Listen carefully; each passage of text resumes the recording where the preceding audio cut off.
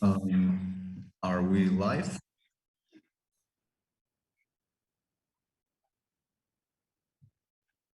Okay.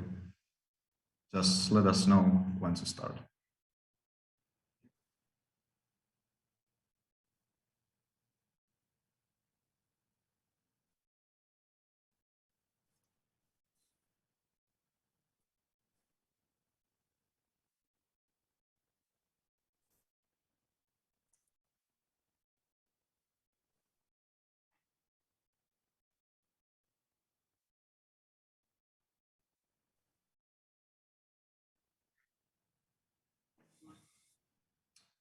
We can begin.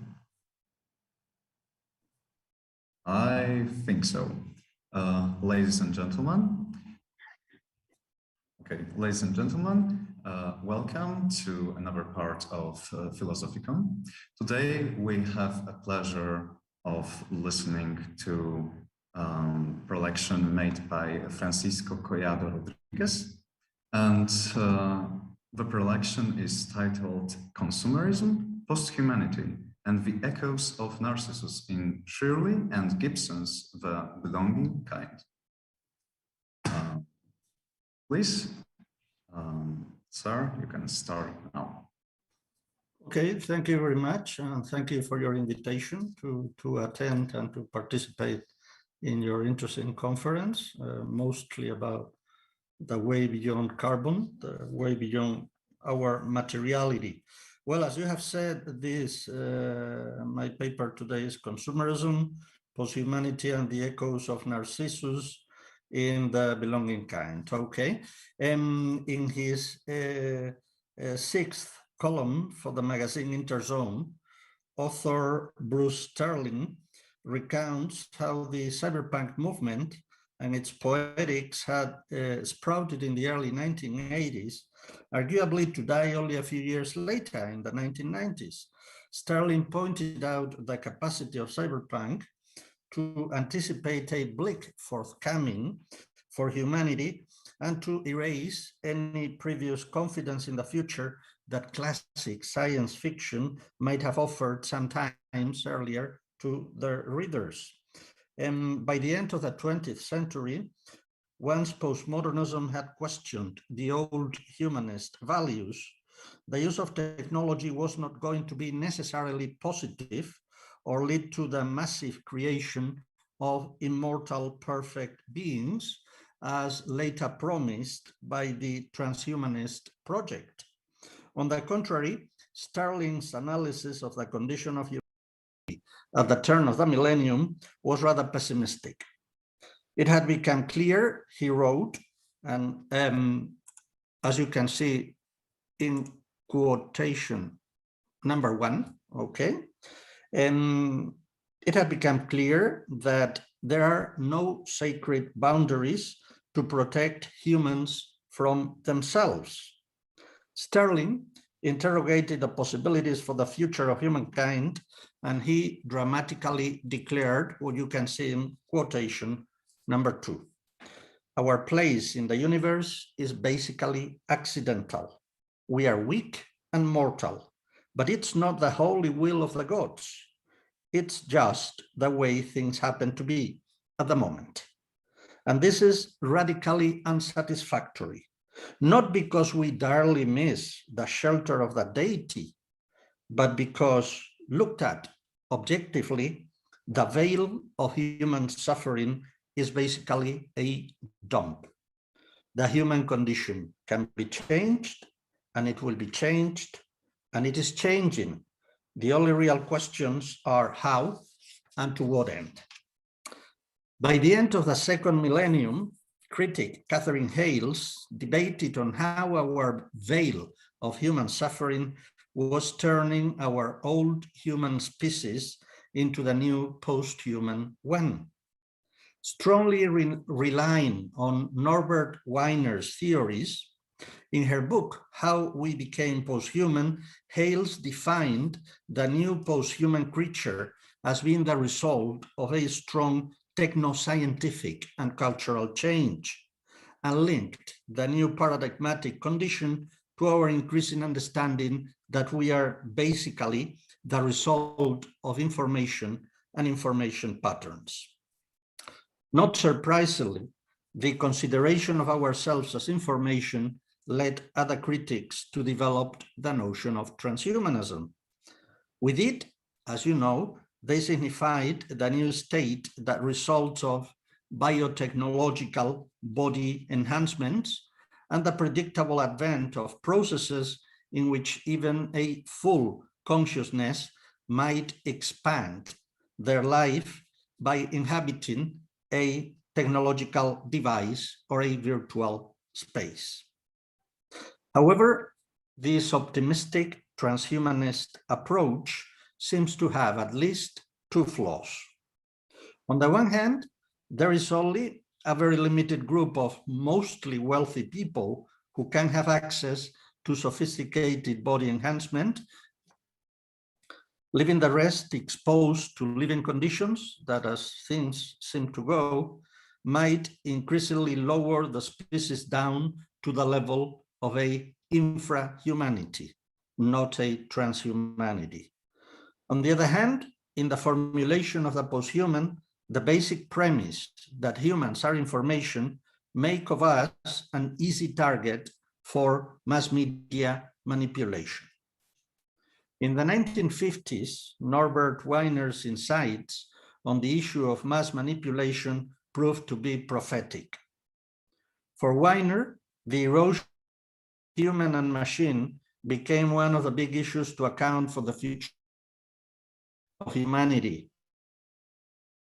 Concerned about developing intelligent machines that could replicate human brain patterns, when looking at his aim from the opposite perspective, this father of cybernetics also anticipated unnerving results. This is your quotation number 3. This is Weiner. I have spoken of machines, but not only of machines having brains of brass and thews of iron. When human atoms are knit into an organization in which they are used, not in their full right as responsible human beings, but as cogs and levers and rods, it matters little that the raw material is flesh and blood. What is used as an element in a machine is, in fact, an element in the machine. This work offers an analysis of a short story by cyberpunk writer Shirley Ann Gibson that they wrote at the beginning of the 1980s, as a reflection of the limits that a transhuman approach may find from our present condition. It's interesting to say that this story shows a deep concern with a lack of critical capacity seemingly existing among people living in the United States and by extension in Western societies. In line with Weiner's early analysis of the relations between humans and machines, Marshall McLuhan's theory of self-amputation and Baumann's concept of modern liquidity also help to our reading of the story as being far away from any optimistic notion of transhumanism. At the beginning of the introduction to his collection of essays, Understanding Media, The Extensions of Man, Marshall McLuhan wrote this illuminating and prophetic passage that you can read in quotation number 4. After 3,000 years of explosion by means of fragmentary and mechanical technologies, the Western world is imploding. During the mechanical ages, we had extended our bodies in space. Today, after more than a century of electric technology, we have extended our central nervous system itself in a global embrace, abolishing both space and time as far as our planet is concerned. Rapidly, we approach the final phase of the extensions of man, the technological simulation of consciousness, when the creative process of knowing will be collectively and corporately extended to the whole of human society, much as we have already extended our senses and our nerves by the various media. McLuhan published his famous book in 1964, but he could already foresee that a technological simulation of human consciousness was being achieved thanks to the new technologies, and that eventually it would affect everybody in the planet, which led to his well-known notion of our world becoming a global village in which human individuals are its electrodes. In addition, McLuhan associated a process of self-amputation to the acquisitions of new technological skills or extensions of man that precede the alleged process of total collective knowing.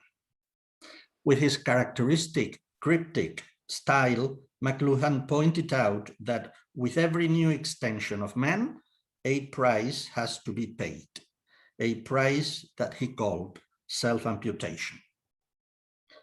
In one of the most widely cited essays collected in his book, the essay called, The Gadget Lover, Narcissus as Narcosis, McLuhan warned his readers that acquiring a new extension brings about a process of narcosis or dumbness.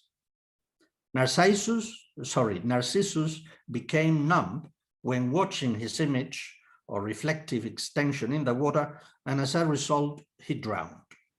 However, in his interpretation of the classic myth, the Canadian professor pragmatically concludes that Narcissus did not drown because he was in love with himself, as we have been repeatedly told, but because he was not aware that the reflection in the water was his own image, his own extension.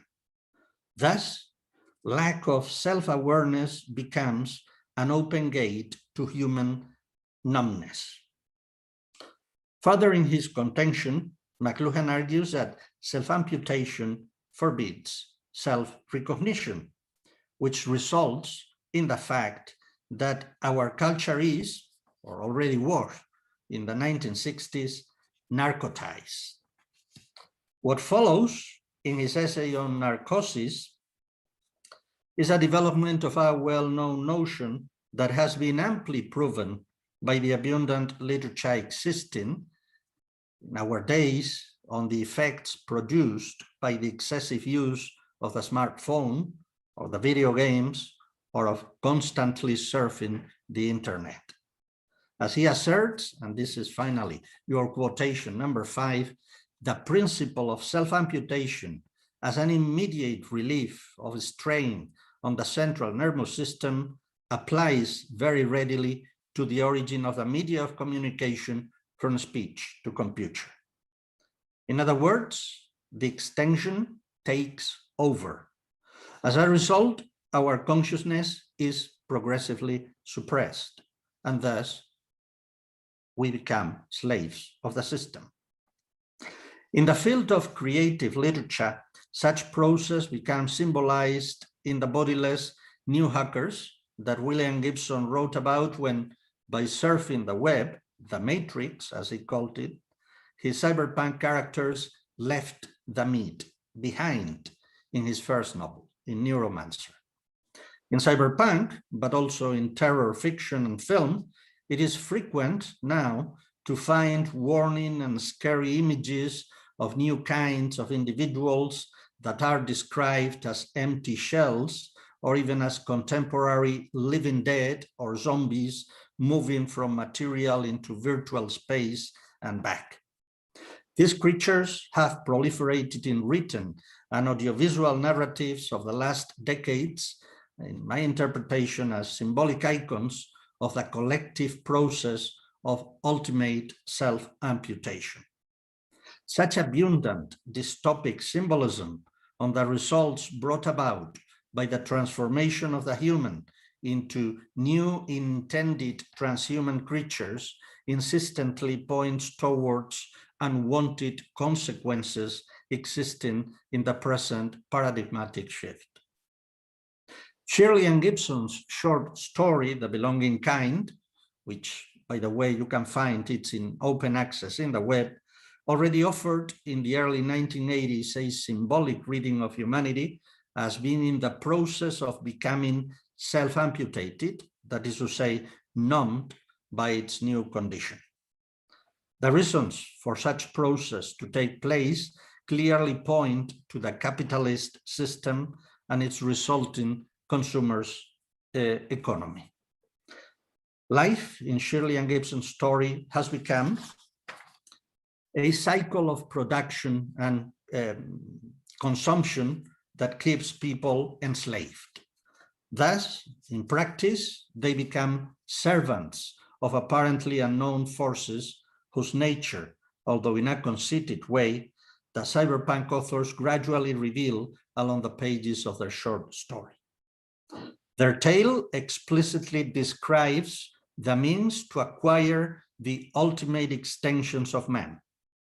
They go from fashion to shape shifting to money making, which leads to a reading of the belonging kind as a subtle exemplification, or better, anticipation of that condition of our times that Zygmunt Bauman famously denominated liquid modernity. Although from a different perspective, Bauman complements McLuhan's theories when he contends that by the end of the 20th century, traditional solid ideologies have been erased to be replaced only by shallow and permanently flowing consumption, a move that systematically decreases the critical capacity of the human being, coinciding somehow with McLuhan's idea of the self-amputated individual.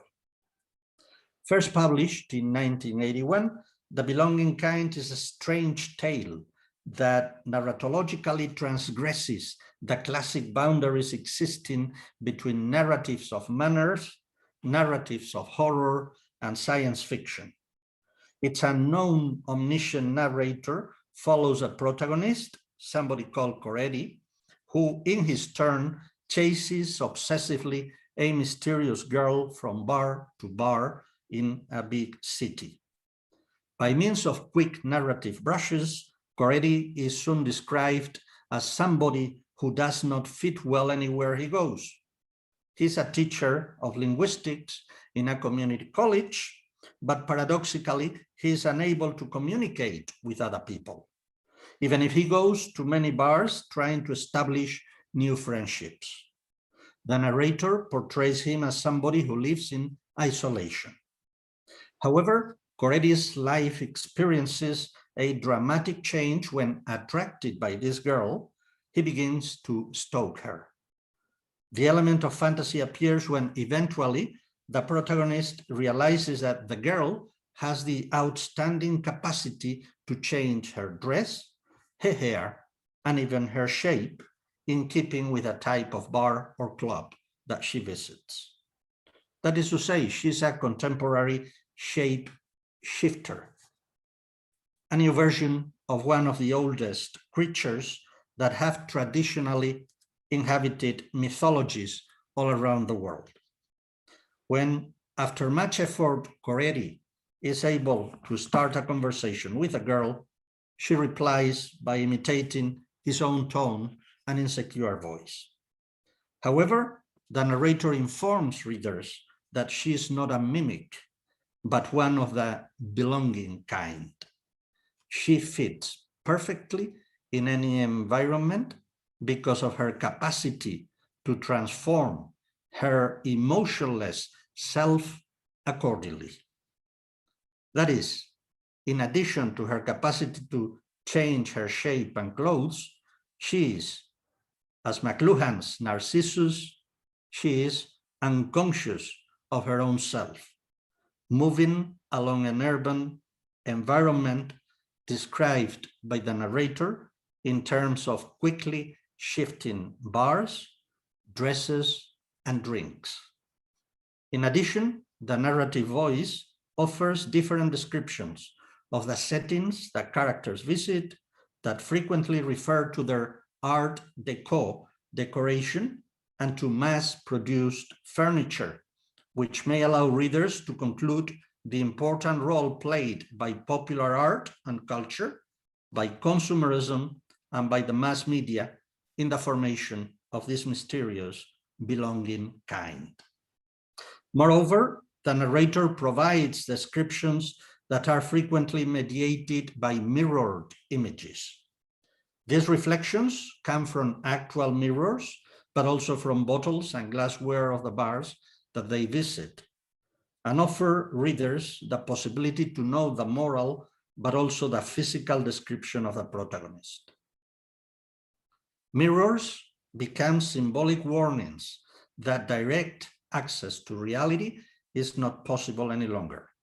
Nothing appears beyond the array of clothes, drinks, and bars that, condensed in the figure of the girl, continuously lure the protagonist into abandoning his previous life as a linguist who can still recognize himself condemned in the figure of the girl, while Coretti follows the protagonist and her male friend from bar to bar. The protagonist gradually builds an incredible tolerance to alcoholic drinks, similar to the strange creatures that he is following.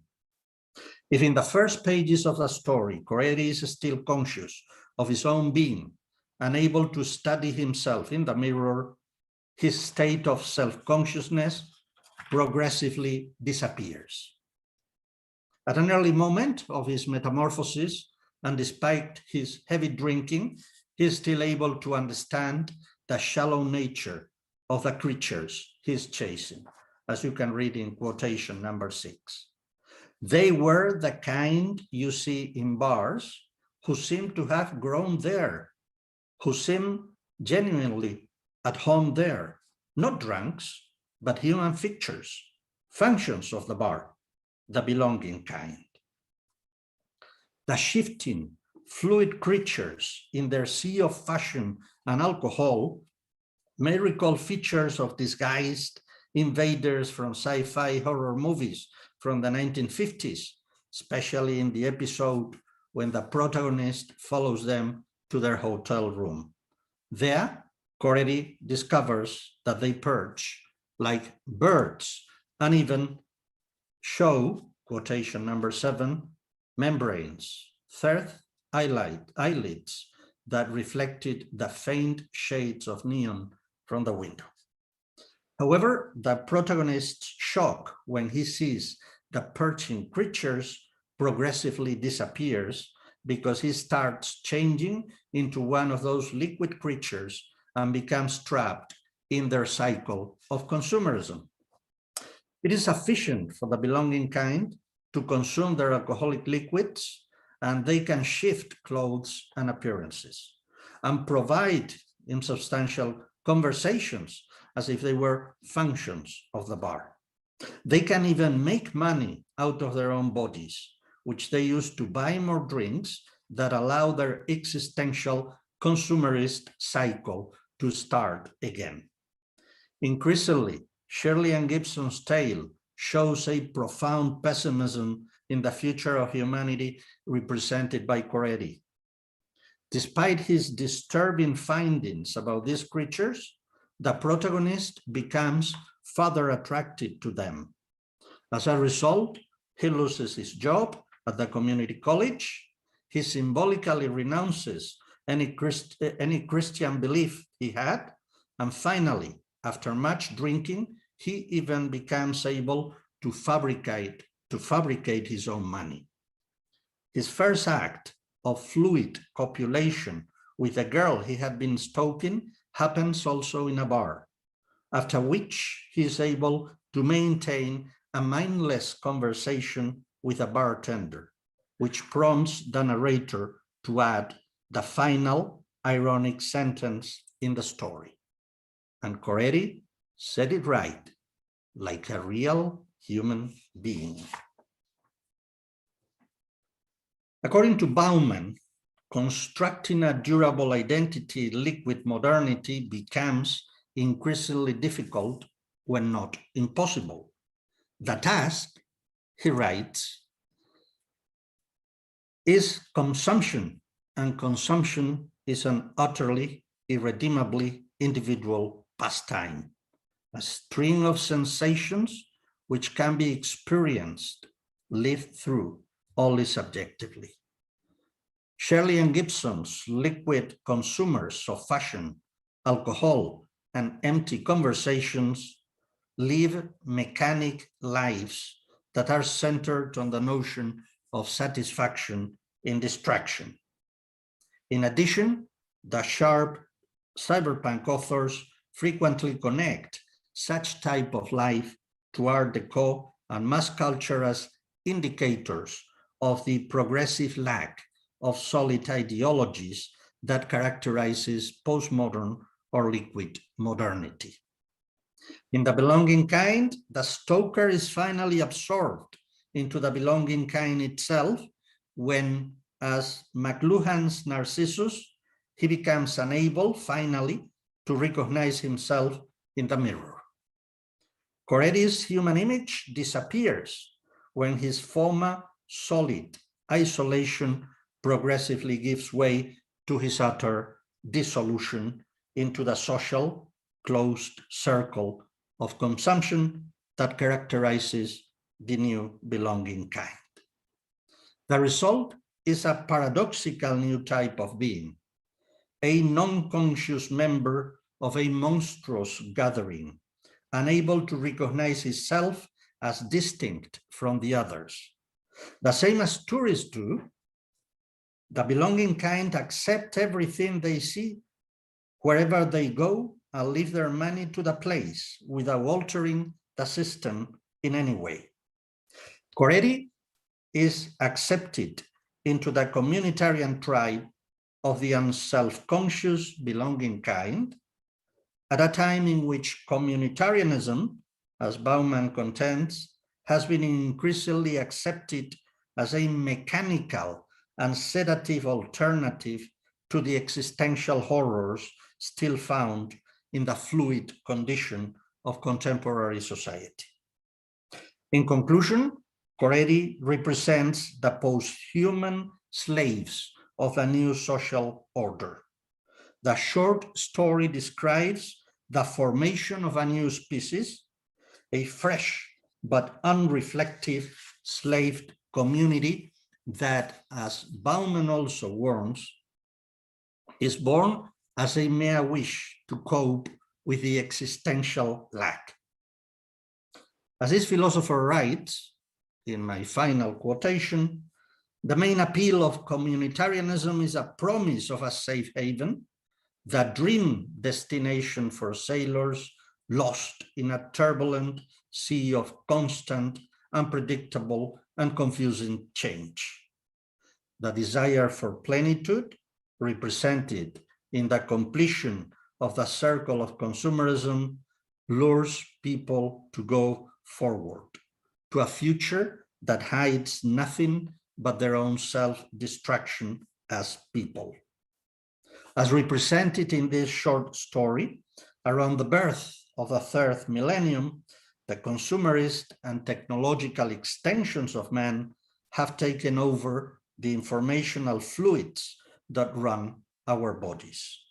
Such extensions are ultimately entropic, as they disguise or respond to an aspiration to get rid of bodily individualities in favor of a wish to live eternal lives, numbed in the collectivity of selfless beings.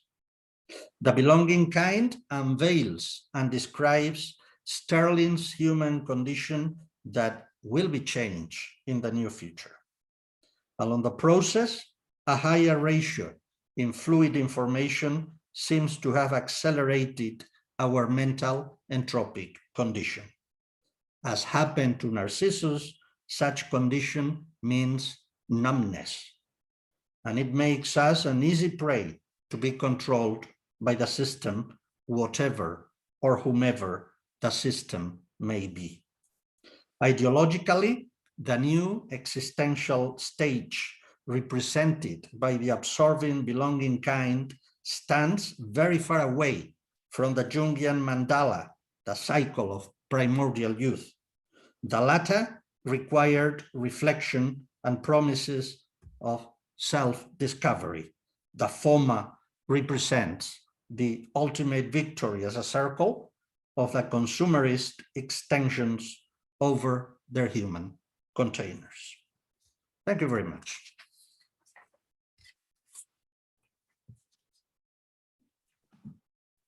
Thank you. And now, do we have another prelegent, Mateusz Sawczyn?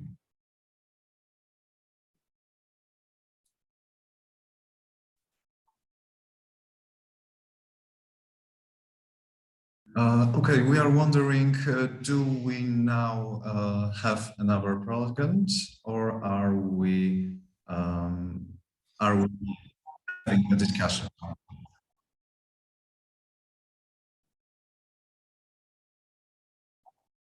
Okay. So in that instance, we will now watch the video and have the conjunct a discussion in the end of the panel.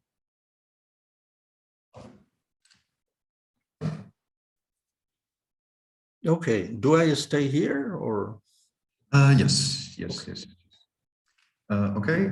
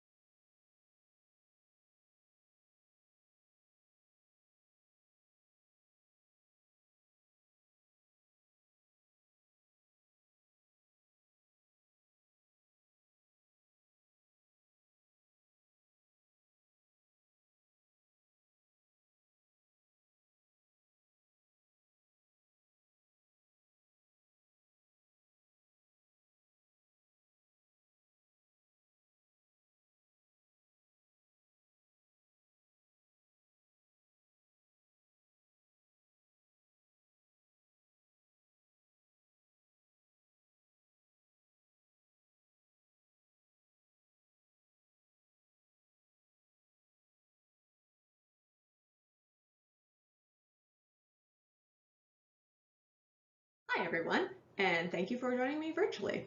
I'm sad that I can't be there today with you all at what I'm sure is a really intellectually provocative and enjoyable convention.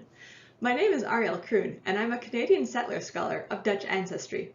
I currently live and work on the traditional territories of the neutral Haudenosaunee and Anishinaabe peoples, otherwise known as Kitchener, Ontario. I just defended my PhD at the University of Alberta in September, where I spent 6 years studying Canadian post-apocalyptic science fiction, published between the years of 1948 and 1989. I was really excited when the organizers reached out to me to give a talk around the theme of cyberpunk in science fiction at a philosophy convention/conference, because the last chapter of my dissertation has a section on cyberpunk.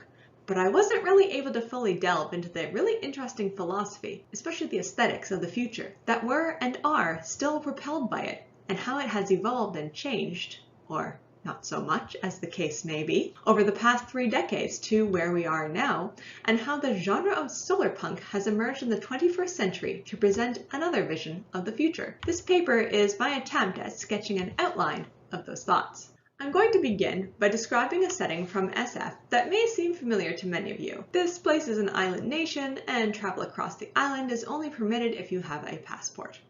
For the first time that you're caught traveling without papers, you get let go with a warning, but if you go outside your designated zone again without permission, you are immediately punished by being forced into slavery. Oh yeah, this island society has slaves.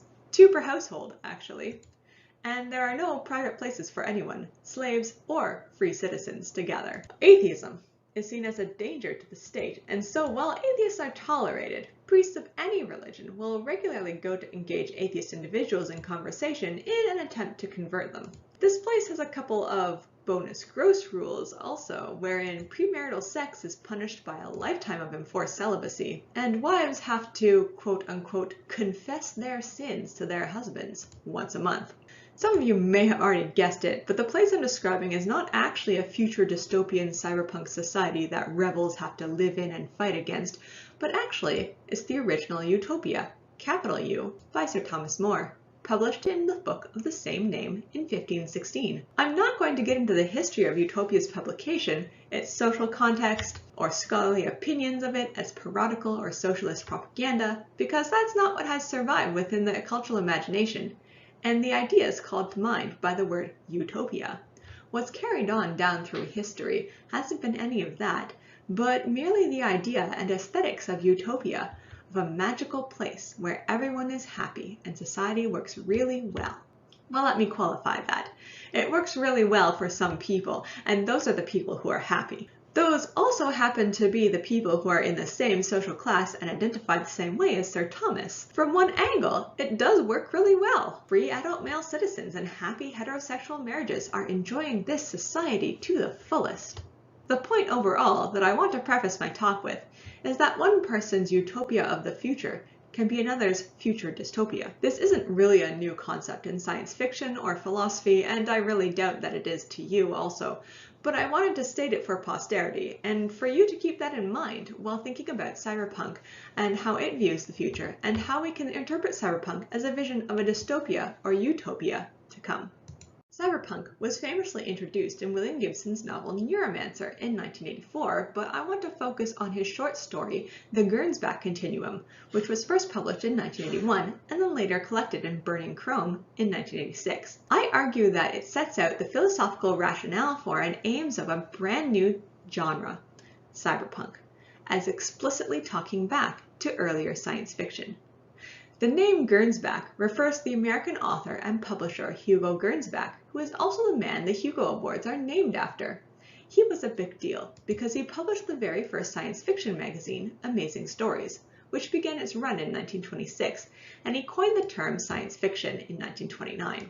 Back then, SF was still kind of coalescing, and the aesthetics of science fiction, or SF in the 30s, was very Art Deco, and Gernsback both wrote and published other writers whose stories focused on new technology and gadgetry, so that the magazine became synonymous with the genre that we would now identify as retrofuturism, and which Gibson's story calls ray gun Gothic, which actually ended up coining the term. It is an architectural and visual style that's situated in the context of the golden age of modern design due to its use of features such as, quote, single support beams, acute angles, brightly colored paneling, unquote, as well as, quote, shapes and cutouts showing motion, unquote.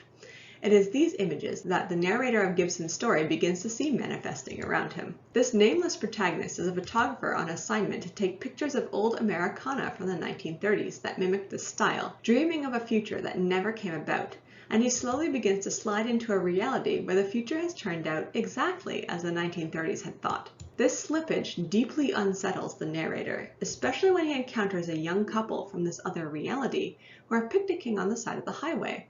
He describes them as heirs to the dream of the alternate 1980s American future. They were white, blonde, and probably had blue eyes. They were American. Here, we'd gone on in a dream logic that knew nothing of pollution, the finite bounds of fossil fuel, or foreign wars that it was possible to lose, unquote. It had all the sinister fruitiness, he says, quote, of Hitler Youth propaganda, unquote. After this vision, he panics and begins to self-medicate with his own reality, on the advice of a friend who tracks down weird news stories for a living, watching hours of terrible TV to try and stay in his own timeline. It begins to work, but slowly. At the end of the story, after he spots a futuristic plane that is a 12-engined thing like a bloated boomerang, all wing, he describes how he rushed to the nearest newsstand and gathered up as much as I could find on the petroleum crisis and the nuclear energy hazard, anxious to find a park bench where I could submerge myself in hard evidence of the human near dystopia we live in, unquote. The cashier at the newsstand notices all the bad news and comments to the narrator that it is a hell of a world, but it could be worse. And the narrator agrees fervently, adding, even worse, it could be perfect. The story never actually names this alternate future a Gernsback continuum, but the implication is there. The story, to me, perfectly encapsulates the philosophical aims of a cyberpunk as a genre in a single short story, to resist a techno-utopian future that is dictated by the dreams of a past elite. In the other stories in Burning Chrome, as well as in Neuromancer, Gibson focuses on describing the way that technology has broken down or betrayed its original purpose by not working, its components molding or rusting in various states of disrepair, so much so that the degradation of futuristic tech, the environment, and people living in the middle of it became a hallmark aesthetic of cyberpunk. The main narrative through line is of an underclass individual repurposing the technology of the elite to use it to further his own ends, often violently. But that overall, system change is impossible. The genre borrows heavily from noir films of the 30s in characterization and look, and beneath it all is the message that the future is not going to be fundamentally different from the present, but instead more of the same. Technology may change, but people and socioeconomic systems will not. The future of cyberpunk is an ideological extension of the present where the Western philosophy of capital has not changed. Despite all the dystopian trappings, however, the cyberpunk future of Neuromancer was actually thought to be, by the author himself, wildly, almost ridiculously hopeful. Gibson, in an interview with Charlie Jane Anders, admits that he thought, when writing the novel, that he was doing a, quote, ludicrously optimistic science fictional thing, because at that time, anyone with half a brain woke up every day with the consciousness that it could be humanity's last day, unquote. Neuromancer's depiction of a relatively untouched Western society beyond the outbreak and swift wrap-up of World War III and the Cold War flies in the face of the expectations of any SF aspiring to technological realism at the time, and can be read in that valence as incredibly hopeful, almost utopian in its impetus, even though that seems like an extremely low bar to us now in 2021. As a consequence, some critics read the classic cyberpunk setting as extremely dystopic. The text and its author earnestly believes itself to be optimistic in structure and utopic in character action. Readers, fans, and critics alike picked up on this vibe of wild hopefulness, especially with regard to the technological developments in cyberpunk worlds. These are encountered as exceedingly cool, and the genre became extremely popular as a result. Cyberpunk became a cultural phenomenon, but one that was based on a surface-level reiteration of the tropes and aesthetics that were present in a handful of texts. I have some quotes up on the slide from other writers and critics about late 80s cyberpunk, basically hailing it as a revolutionary new movement in science fiction. Cyberpunk also anticipated and gave terms to emerging computer technologies of the late 80s and early 90s, and theorists in academia began to recognize the possibilities, limitations, and ramifications of such technologies that proliferated in cyberpunk stories, such as virtual reality, cyber identity, and artificial intelligence. I have on my shelf a few anthologies of essays that collect various discourses around the possibilities and pitfalls of new technologies for society. Academic Kevin Robbins calls out the discourse around cyberspace as, quote, a utopia for modern times, unquote, that indulges in, quote, spectacular flights of fantasy, unquote. And he quotes other scholars such as Nicole Stenger talking up cyberspace as opening up a, quote, space for collective restoration and for peace, unquote. And Barry Sherman and Phil Judkins characterizing virtual reality as, quote, truly the technology of miracles and dreams, the hope for the next century. It may indeed afford glimpses of heaven, unquote. In an ironic twist, cyberpunk the genre and the cybercultural turn in academia that coincided with it began to aesthetically and philosophically dictate the future in a literary parody of the retrofuturism of the 1930s. Robbins urges his readers to, quote, urgently set about disillusioning ourselves, quote, much like the nameless protagonist of the Gernsback Continuum, reminding ourselves that, quote, the institutions developing and promoting the new technologies exist solidly in this world. We should make sense of them in terms of its social and political realities, and it is in this context that we must assess their significance, unquote. It is easy to get carried away by the aesthetic trappings of technology, of cool rebellion, and the promise of escapism into a different world, and not to realize the underlying social, political, and economic factors that make those dreams of detachment from this world so tempting. In reality, the future of cyberpunk does not differ very much ideologically or philosophically from the Reaganomic American 1980s present in which it was born. Scholar Carolyn Alphen observes a dominant trend in cyberpunk scholarship that draws on Frederick Jameson's diagnosis of, quote, postmodernism as the logic of late capitalism, using Jameson's spatial pastiche, schizophrenic temporality, and waning of affect, unquote. And she argues that the cyberpunk biohacker, quote, reflects an underlying pure neoliberalism at work within accelerationism and its neoliberal governmentalities, unquote. Neuromancer was, and is still, greeted with distaste and horror as a dystopian nightmare by critics.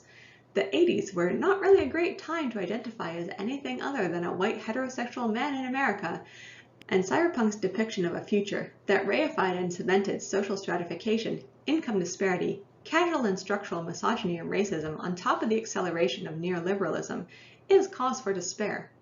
The advent of cyberpunk was interpreted through a feminist lens as a return to the humanist stream of transcendence, prioritizing the soul or the mind, which was aligned with men, over the body and emotions, which were aligned with women.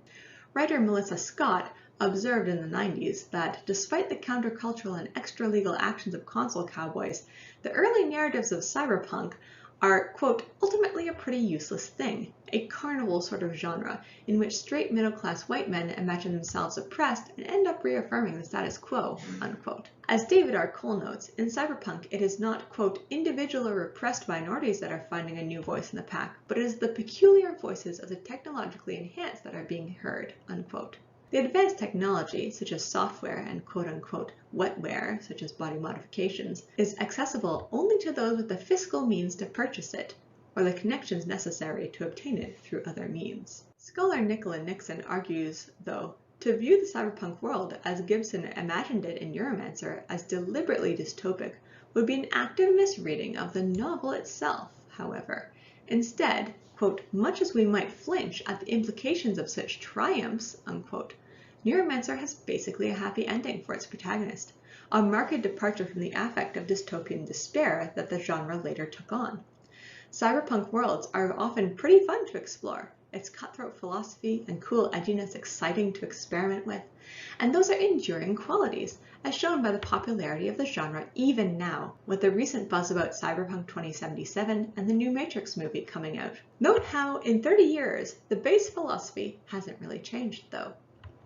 The future of 2077 is the same future that was imagined by Cyberpunk in 1987, is the same future that was imagined by writers of post-cyberpunk in 1997. And that's not a bad thing. But it is worth recognizing that cyberpunk has become a retro future. The layers of utopia and dystopia that are invoked by cyberpunk hark back to my earlier point that utopia and dystopia are two sides of the same coin, and it really depends on your position in society as a reader as to what you're going to see.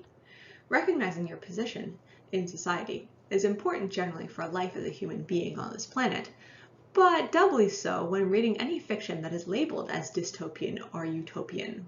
The question in the reader's mind should always be, who is this future utopia for? What makes this futuristic setting dystopian, and why do these characters think that? Enjoying dystopia doesn't make you a bad person, by the way. I want to put that out there. I was and am still very into cyberpunk stories and post-apocalyptic fiction, and I am very drawn to the aesthetic and the idea that I could be a badass individual loner with a lot of power. But I try to be critical in my engagement with that urge to slip into the cyberpunk continuum. Skipping forward in time to the present moment 30-odd years later, the genre of solarpunk has emerged as a push against the cyberpunk retro future, in the same way that the Gernsback continuum pushed against the retro future of earlier SF.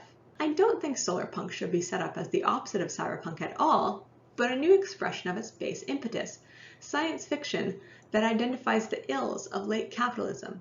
But instead of cynically accepting it as the status quo that is only intensified in the future, solarpunk depicts a better future succeeding over the dystopian present. As Adam Flynn wrote in 2014, quote, we're solarpunks because our only other options are denial or despair, and that, quote, there's something lovely in the way that solarpunk reacts against the mainstream visions of overly smooth, clean, white, modernist iPod futures, unquote. In this last bit of the presentation, I want to make an argument for how the solarpunk movement takes the socio-political critiques of cyberpunk into the 21st century to imagine a future that works towards a utopia for everyone. Making a patchwork polyphonic utopia that attempts to make life better for everyone, no matter their position or place in society, is a pretty huge undertaking. The solarpunk aesthetic reflects that philosophy. With art that is generally Art Nouveau inspired, or depicts scenes of international urban life and feature a lot of healthy greenery, perhaps even evidence of renewable energy such as windmills or solar panels, and it often includes a diversity of humans and animals populating the cityscape or landscape working together. I again see a reflection of cyberpunk in solarpunk's emphasis on aesthetic that embodies philosophy.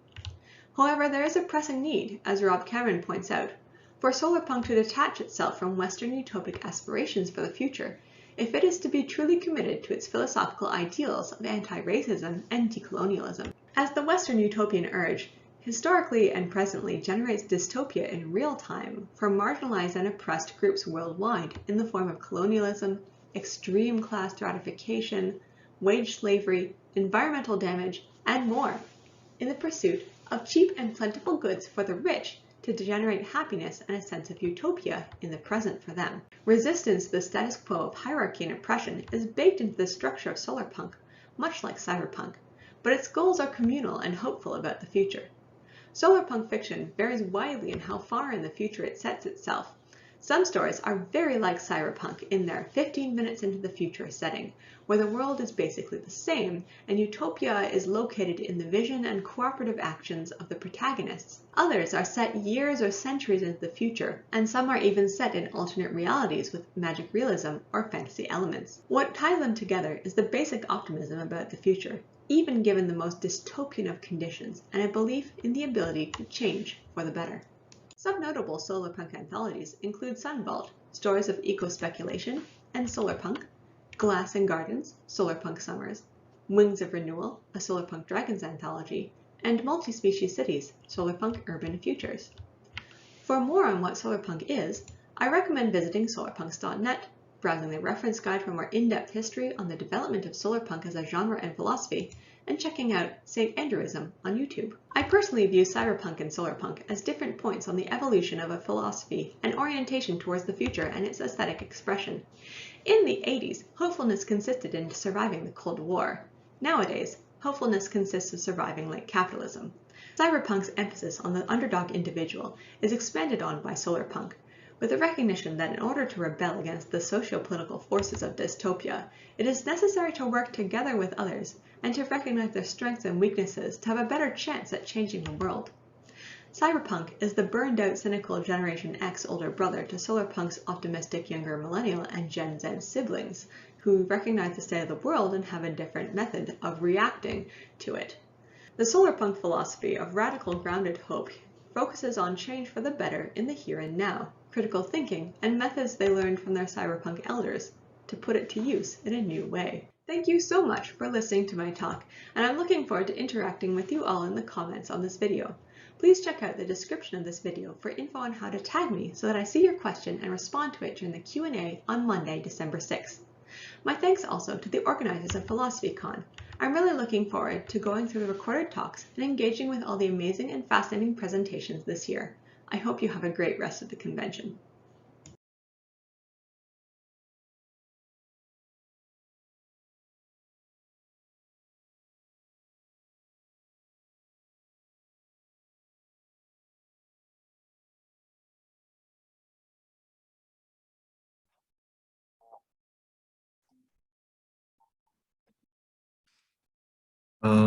Okay, we won't have last present.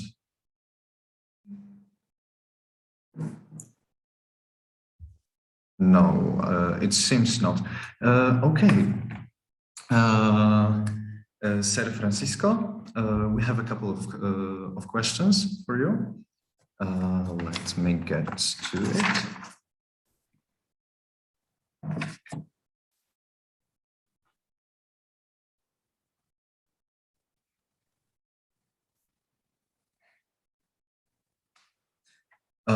The first one is about understanding how would you specify the process of creating the new technological transhumanistic field with the concept made by Dennett when he identified two different ways of how evolution and creating working organisms and systems works.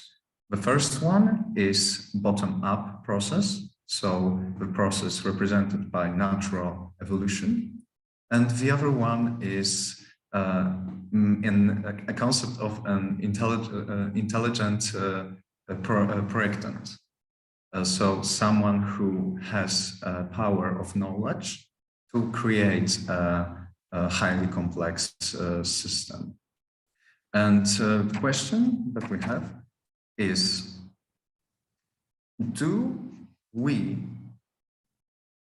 are we able to start making changes in our perception by using different cybernetics and also technological advancements in a way that we are, for example, creating computers?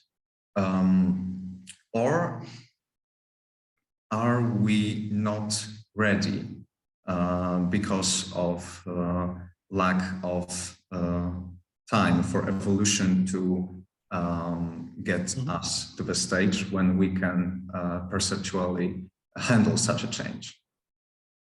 Okay, that's a very interesting question, which unfortunately has no possible answer, not yet.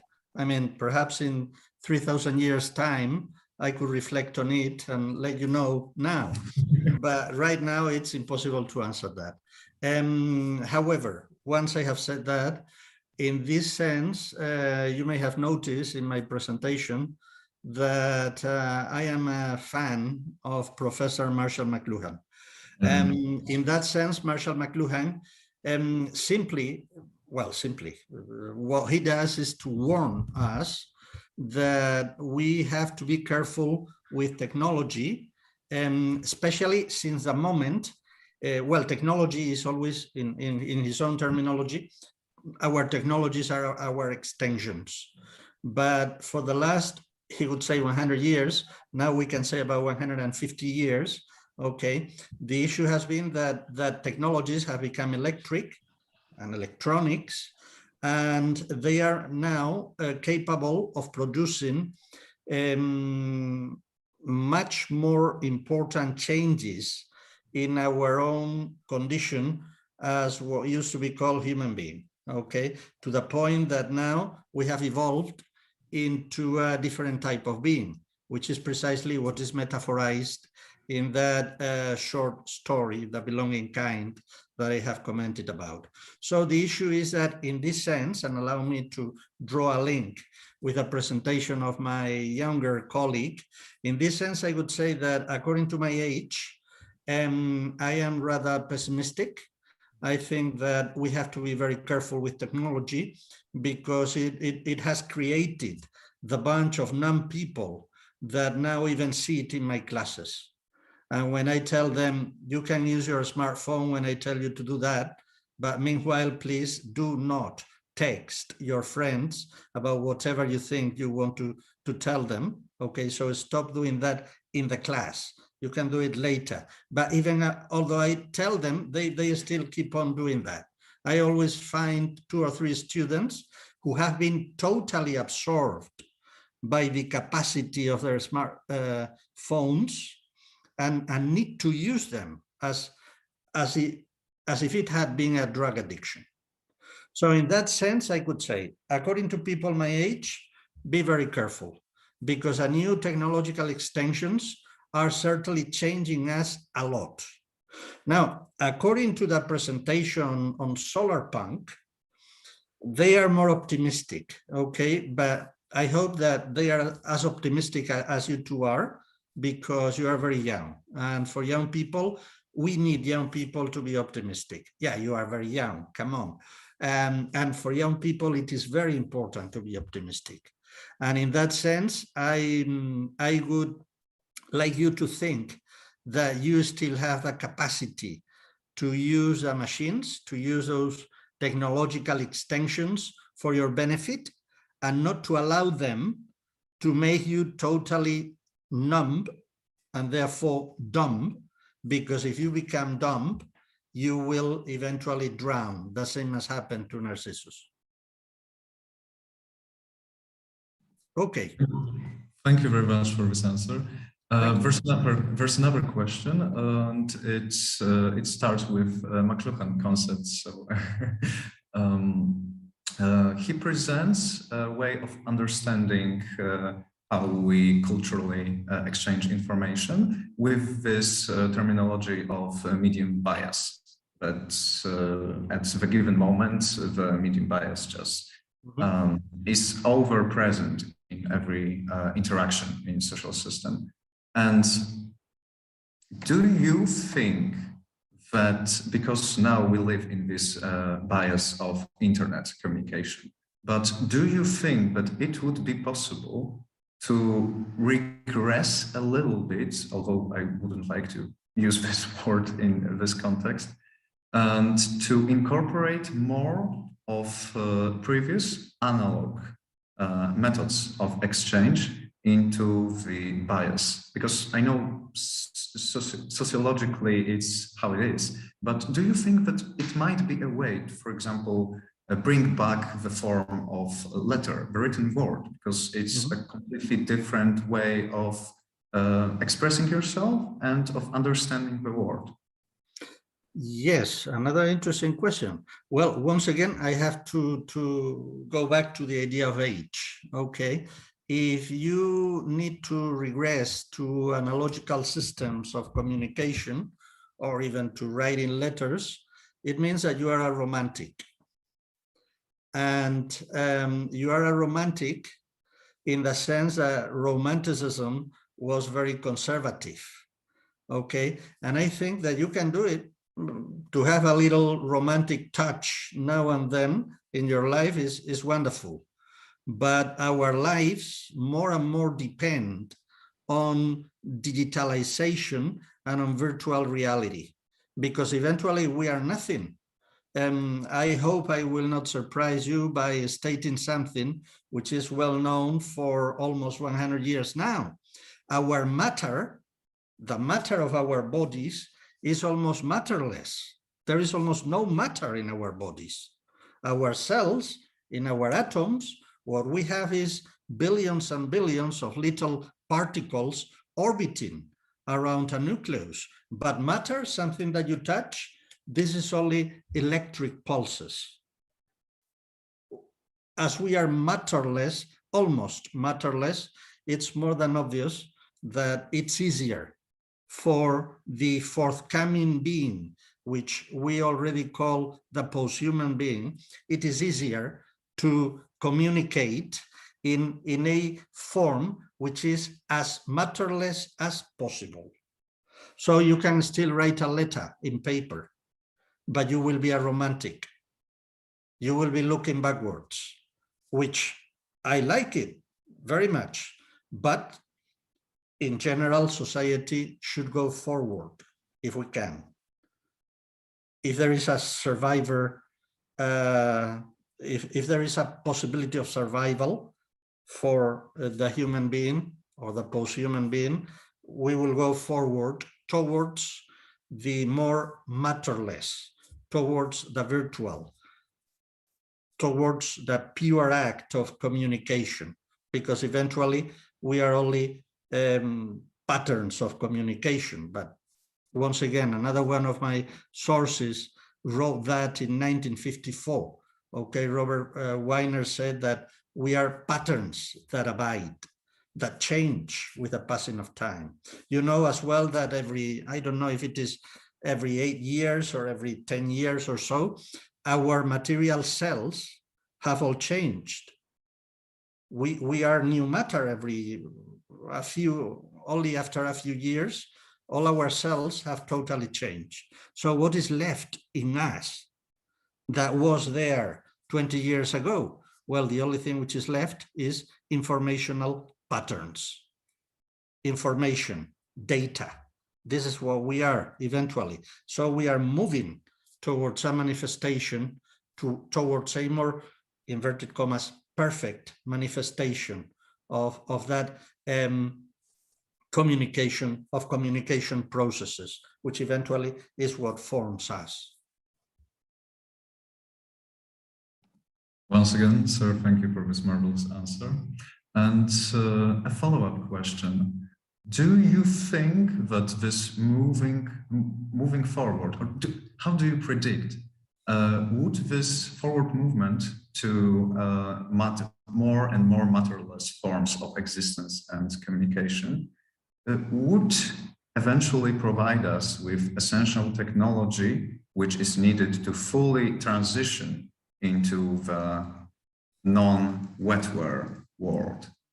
Yes, yes, I think that, and this is already in cyberpunk. In cyberpunk, one of the big motifs is that you can eventually put your consciousness into a machine.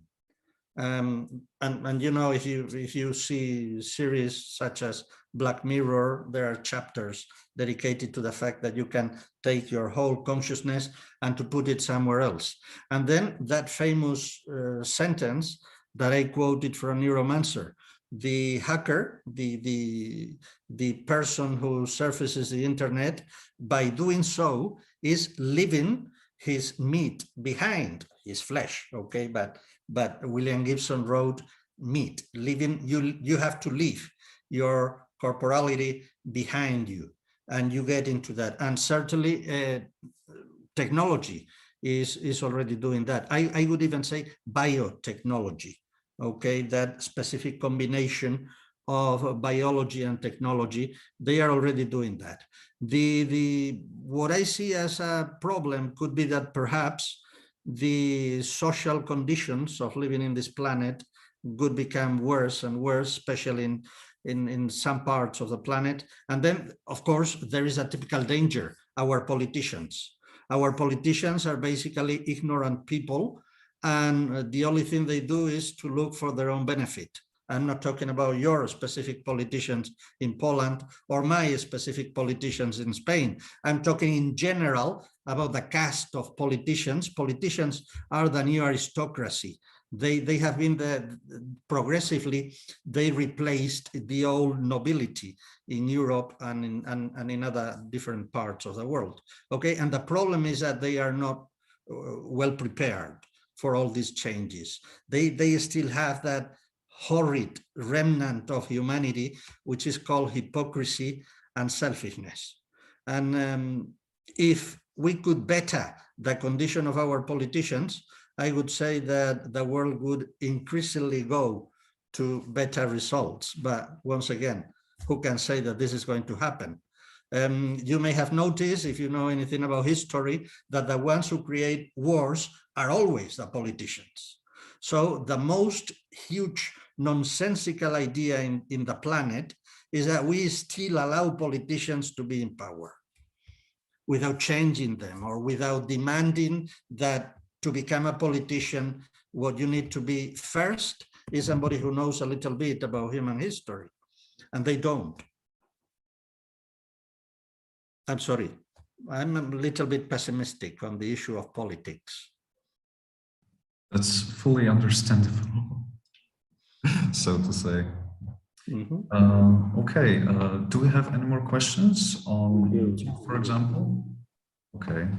Well, I think I have two questions. The first one is, when I first heard about, I only know the basics of McLuhan's theory, but it's about different kinds of...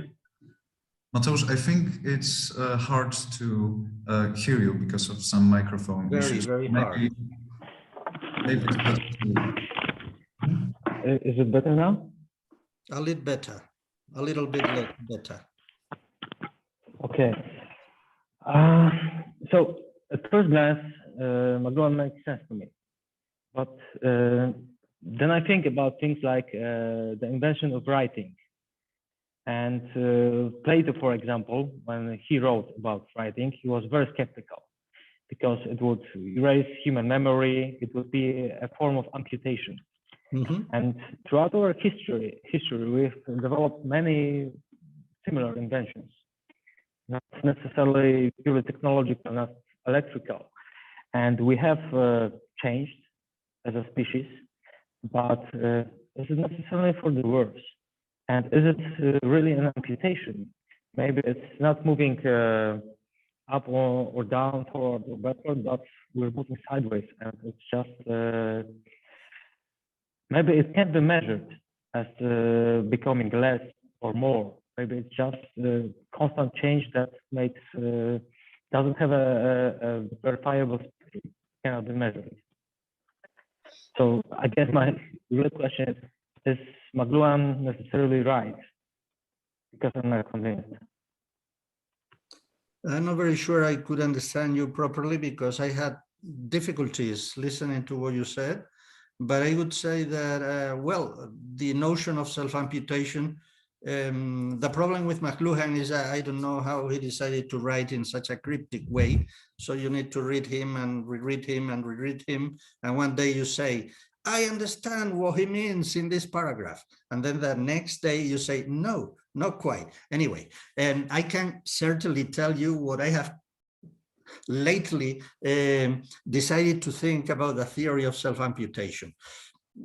Because he also mentions, well, not specifically writing would be obviously an extension of the self of man, as you know that he wrote man, meaning men and women, of course. But the idea would be that every extension of yourself means that you have to restructure what you already know, your capacities. Okay, and to the usual example that I give my students is that a few years ago, the Finnish government decided, or the Department of Education in Finland decided that they were not going to teach in the school to their children handwriting anymore, because they just wanted them to be able to type and to use computers. Okay, that could be a process of self-amputation in that sense.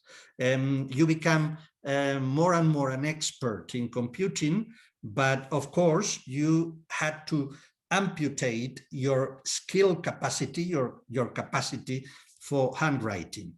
In that sense, I think that possibly, if I could somehow supplement McLuhan here, okay, would be the fact that the self-amputation is not mathematical. I mean, it is not that I get 50 from a new skill and therefore I need to amputate 50 from my old skill. I wouldn't see that like that. But certainly the notion of self-amputation, if you take McLuhan aside, is a way to suggest that we are always changing, that we are always moving, and that as a species, the humans who are now definitely are very different from humans before the personal computer was invented, before the typewriter was invented, and the people when the typewriter was invented were already very different from the humanist scholars when the press was invented, and then the humanist scholars when the press was invented certainly were very different from our ancestors 2,000 years ago. And this is the idea, that your extensions around you make you different, because by using them, you always change something that you have inside you till that moment. You have to self-amputate one of your capacities to be able to use the new capacities, the new skills, the new extensions. So I think we could call this process growing. Yes, as well. But amputation is growing certainly pessimistic. Changing. Yeah, changing. So I think McLuhan's terminology is pessimistic, and it's not necessarily so. But prophetic as well. When you look at all the dumb people around you using the smartphone, you think, are they really using the smartphone, or is the smartphone using them?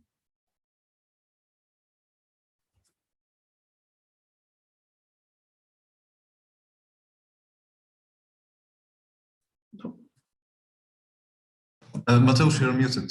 Yeah. We are more and more dependent on technology, but I was just reminded of an old joke. there's a city, Wild West, there's a city and the boys playing with a stick and something. It doesn't really matter, but it's a very simple toy. And someone says, this technology is destroying our youth. They're going to be dumb as hell in a couple of years. I think it is in our nature to view future pessimistically. And maybe it is our strength because it warns us of certain dangers. But it doesn't mean every change is bad, I think. And the first impression many people get from reading McLuhan is that it's an inevitable doom that technology brings us. And I'm not even sure that was his intention. For me, he was a seer, not necessarily pessimistic, but obviously what he wrote in many occasions can be understood as a warning about his future, which is our present. Okay, thank you. So my second question is a bit more general. Lately, I've been discussing with my students the question of consciousness and psychophysical dualism. The Cartesian dualism, body and mind. Oh, yes. And I'm wondering, given the theories that you've mentioned, like the one that we're patterns of information, what's your stance on human consciousness? Are we mind or the body? Is it connected? Honestly, I am among those people who think that the mind is part of the body. But of course, I know that we also developed in language another term for that, which is the brain. Okay. Is there any difference between the brain and the mind? I wouldn't be able to find any difference. Okay, it is the same as a sort of parallel issue here. You know that you can be a psychologist or you can be a psychiatrist, but both of them, psychologist and psychiatrist, can use psychoanalysis to try to help their patients. Well, it is the same thing. A psychologist used to be a philosopher. A psychiatrist used to be a medicine doctor, but eventually they use the same method to cure the patient. So I think that we have come right to the middle now, and that the Cartesian duality was good for its time, for the project of modernity, for emphasizing the wonderful human rationality. But that's it. We are past over the idea that human rationality is so good. I mean, we have created so many wars and we have come to so much destruction in the name of reason that in that sense as well, Descartes has been overcome. Okay. And anyway, as you know, cogito ergo sum, but why? This was never solved by Descartes. So he had to talk in terms of the figure of a God who would guarantee that he was not being cheated of his own existence. So this is a prime mover formulated by Aristotle. Descartes had not moved from Aristotle much. And in that sense, Descartes was clearly thinking in binary terms, either mind or body, whereas nowadays, I would say that the limits between mind and body are much more fluid. Okay, that would be Bauman, are much more fluid. Thank you very much for your answer. Thank you. Thanks to you. So, right, I think that will be it, and we are ready to wrap up. Okay. So once again, thank you very much for your invitation. It's been a very interesting experience. I also had to fight with my own technology, which I cannot control. As you can see, somebody my age has it always difficult. Okay, thank you very much indeed. Well, as you have said, we are young, but we are now with PhilosophyCon also struggling with technology sometimes. So I think it's just universal for our human nature. All right. Once again, thank you very much. Thanks to you. We wish you a pleasant evening. Thank you. Thank Bye-bye. you. Have a productive rest of the day, and perhaps we will see each other soon. Thank you. Thank you. Goodbye.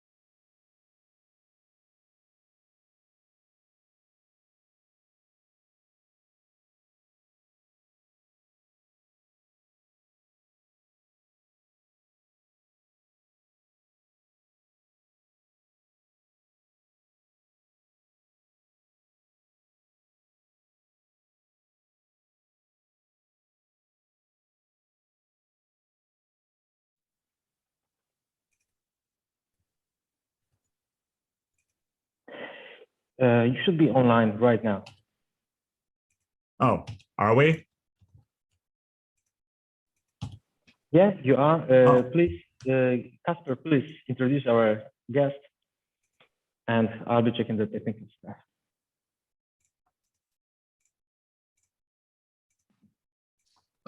Good morning. Oh, good afternoon. It depends on the time zone. Ladies and gentlemen, today we have the pleasure of to welcome our another guest, Russell Noty, and he will be talking about writing cyberpunk. Simply, please begin. So the last year I did this, I had a big presentation about like writing Lovecraft, and what it ended up being when we talked was you asking questions about like writing cyberpunk or writing Lovecraft. So like I am happy to talk about myself about writing cyberpunk, but honestly I would prefer to get any questions that you guys have, because I know it's been a long 3 days now talking about philosophy, and like I kind of want to come in and give you like a fun 30 minutes of like answering whatever questions you have. But I do have stuff prepared if necessary. Okay, great. What exactly have you prepared? Because we might have a lot of questions, but we need a little push to the right direction to start. Okay, so I'll just start and tell you sorry, I'm getting my tea for a second. I forgot to make it a little bit earlier. So like for me, the number one question that I think about when I think of cyberpunk is really, am I writing a utopia or a dystopia? Because to me, cyberpunk falls into the dystopia category. So and solarpunk falls into the utopia category, much in the same way of my main genre that I write is fantasy.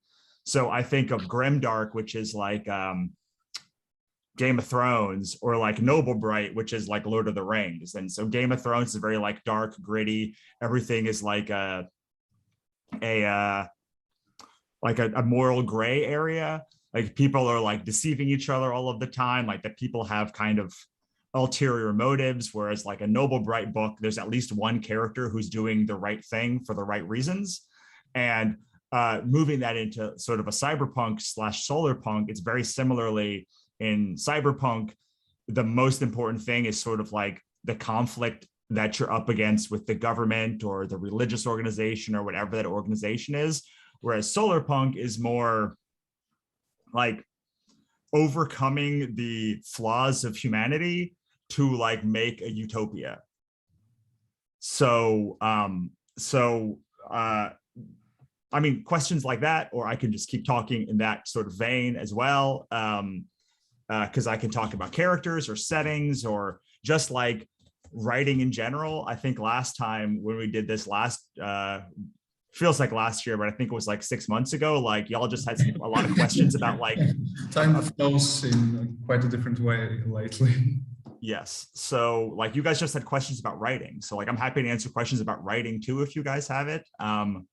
I have a feeling you guys have just done 3 days about analyzing cyberpunk and solarpunk and like what it means and what all of the philosophical ramifications are. So like, I mean, I'm up for whatever questions that you guys have, or like I said, I can just kind of talk a little bit more about writing it myself. We were just having a presentation prepared by Ariel Kron, and she was talking exactly on the topic of understanding utopia and dystopia. And she talked also about cyberpunk, and sadly we couldn't have her personally to answer questions, but I have written down some thoughts.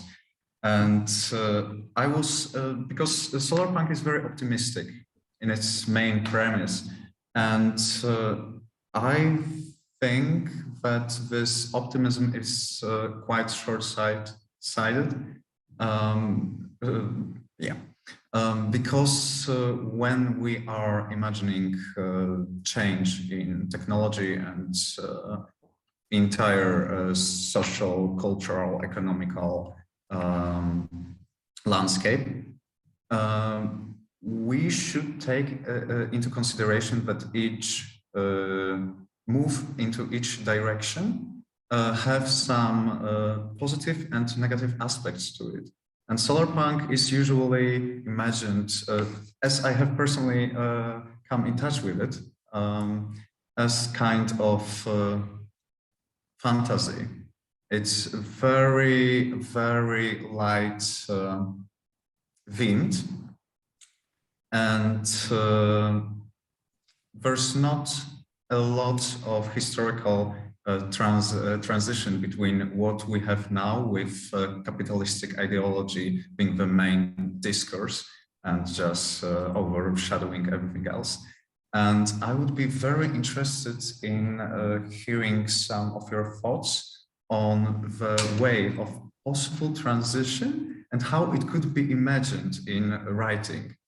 Sure. So I would push back on this in slightly, because you have to imagine that every book is part of an ecosystem. Like, they don't exist by themselves, and there's already a massive library of books that are dystopian, that imagine all of the bad things that the future could entail.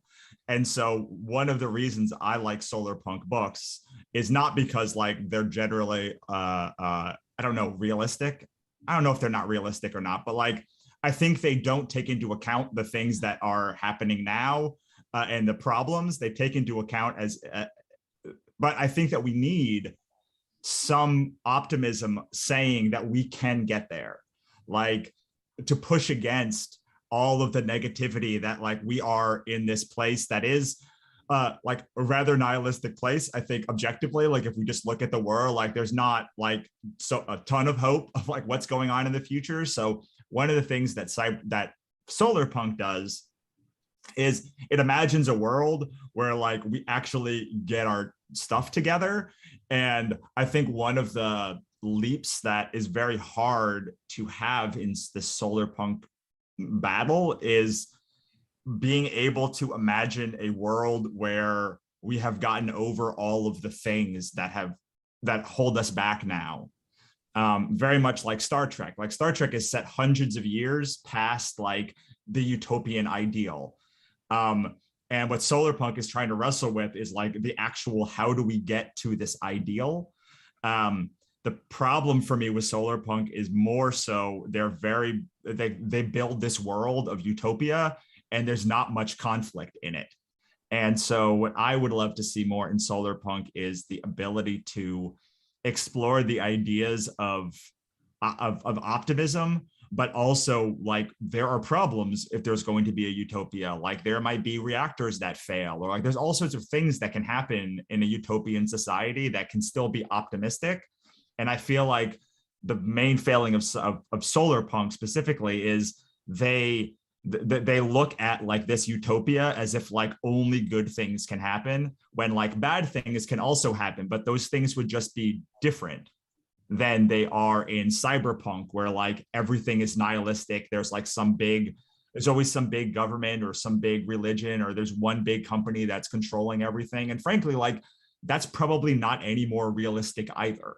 You know, like you look at dystopia and you say like, okay, so for instance, there's this book called The Rule of One, where like all music has basically been outlawed. And you're like, how do you outlaw music? Like, that's just a ridiculous assumption. So like, I think that sometimes the grittiness of like cyberpunk and like the fact that it is often very, very like, is pushing the boundaries of what we already think of society will end up as. You end up with this world where like, a lot of things also don't make sense in cyberpunk, but like we are a little bit more forgiving of that. Does that make sense? Yes, it does. And I think Mateusz wants to add something into conversation, but I have a follow-up thoughts, so we can return to it later. Mateusz, you're muted.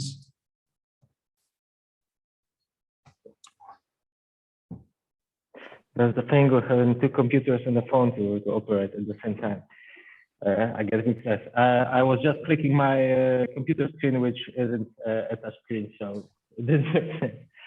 Anyway, what you said, I don't think when you watch cyberpunk movies or read cyberpunk novels and so on, there's this internal conflict. Basically, you always get into it knowing what to expect. There's an individual, there's a system.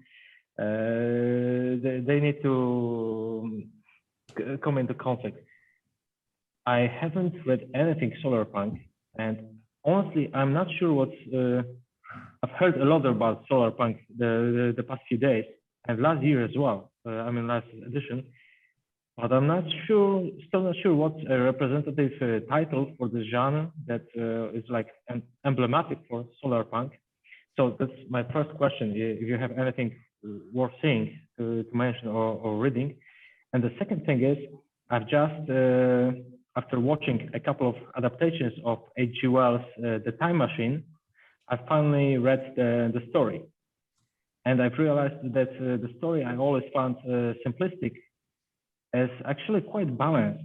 And this is what I always find missing both in solarpunk, in cyberpunk and similar stories. If there's a utopia, there should always be an underbelly. And if there's this kingdom of sad people, there should be some light hidden somewhere. And what I'm trying to say is I've grown to appreciate the classic sci-fi story. And what I'm wondering is how is it possible that such a long time ago we had balanced stories that showed such a simple concept, but in such a varied way. And nowadays it seems like it's either nihilistic or utopian. I mean, have we gone simpler with our sci-fi? What's your opinion on this? So I'm looking up the solarpunk wiki right now just to see if any of the things that I think of are like that will be like solarpunk optimism would be are in here. One of the ones they actually put in this Wikipedia is Dune. I'm not sure Dune is solarpunk, but like they do put it in here. The problem with solarpunk is it's a very new genre, so there's very little about it. My friend writes a very good book series called Plastic Girl, which is eco-punk, which is very similar to solarpunk, except that it focuses more on like ecology and like rebuilding the natural world than it does like on like the technology part of it. To answer your second question, I think that everything has become very polarized and very simplistic, unfortunately, and it's part of it's partially the fact that everything has become a monopoly. And so like there's very few like large companies that are willing to do anything that buck any trends or put any money into into anything that goes against anything that's popular before. But I think that what ends up happening is people want the thing that's popular. And so people start saying, oh, I'm just going to make that very, very popular thing again and again and again and again and again. And they start making like Maze Runner and Hunger Games. And suddenly a genre like dystopian will be said to be dead. But like, it's not dead. It's just like everyone is trying to make the exact same book that happened before. I think that what happened in the 1800s and then earlier 1900s with things like A Brave New World and The Time Machine is there was just less structure of what a book could be to be successful. And on some level, like we need that, like we need to get more books that could just be like anything. I have a book called Worst Thing in the Universe, which is narrated by God set in the distant future and deals with like karma and cyberpunk and like all of this like very heady concepts. And like nobody buys it ever. People want to buy like my like very more straightforward fantasy thrillers, and there's nothing wrong with that. But I think that one of the things that happens when you are homogenize the social media landscape and the advertising landscape is there's fewer avenues to get those kind of other books out into the mainstream. Like for instance, my friend's Plastic Girl book, like I don't know a comp for it that's popular. Like I don't have any comp for it. But like if you came to me with a dystopian cyberpunk like Blade Runner type book, well, I could tell you 50 comps for that book. And if I went to tell you, hey, if you like Blade Runner, I'd say, hey, I have a book like Blade Runner, but like, here's the twist. It just becomes a lot easier for me to sell that book. And we've become much more, books have become much more commercial. Like authors are making a living doing books in a way that they never have before on a mass level. And that's great. But one of the things that is lost in that is that people no longer just write weird books for the sake of writing weird books. It's always writing a book with the idea to sell it or to monetize it or something. Whereas people that like Kurt Vonnegut, who worked at a college his whole life, like he just wrote the weird books that he wanted to write, and like some of them were popular, some of them were not popular, some of them hit on.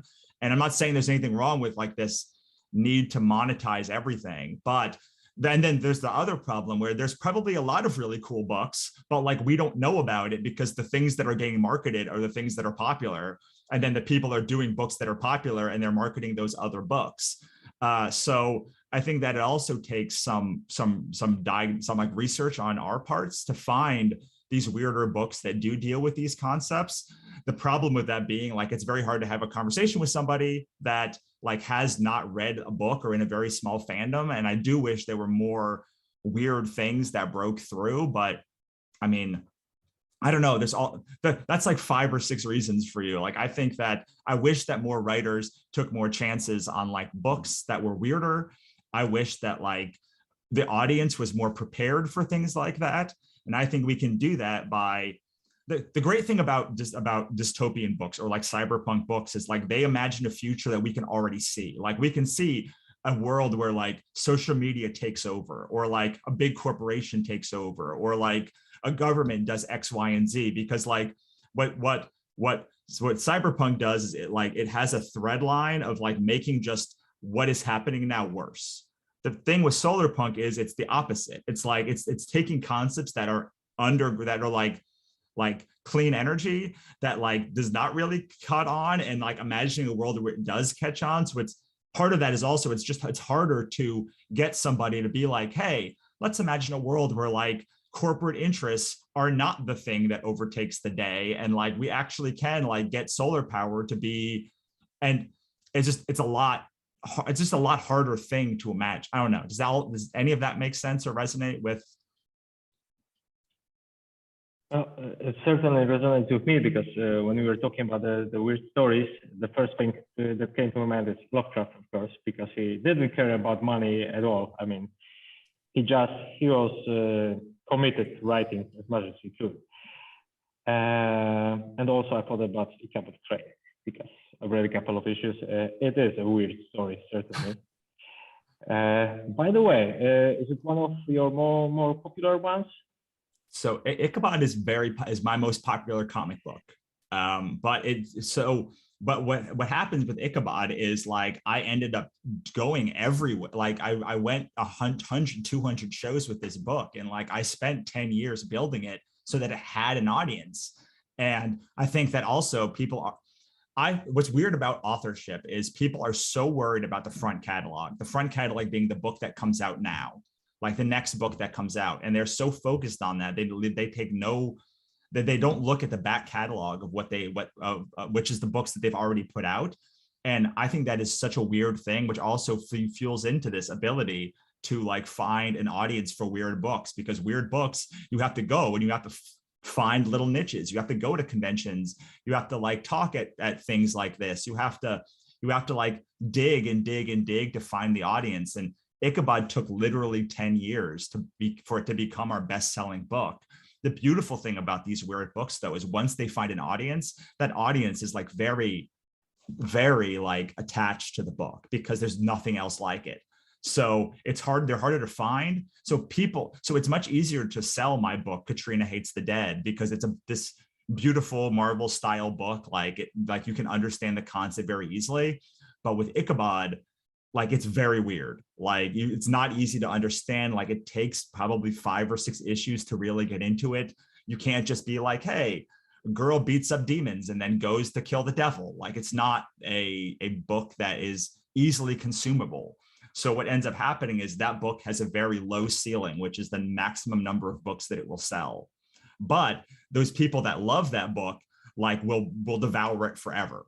And so part of this idea of like writing solar punk books or writing the off-market books is you're going to have maybe 1,000 or 2,000 people that buy that book at maximum, but those people are going to be devoted to your book so deeply that they're going to follow everything that you do.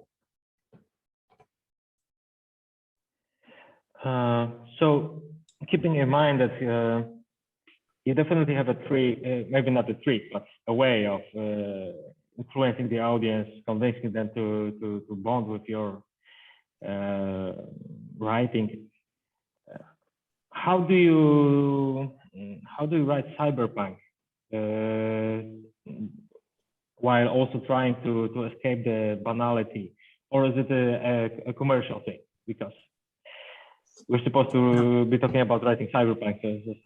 So my rule, so the rule with writing pretty much anything is you want about 85% of stuff that people can already understand immediately. And then 15% of, this is writing fantasy, especially, but sci-fi as well. 15% of things can be wild, outlandish concepts.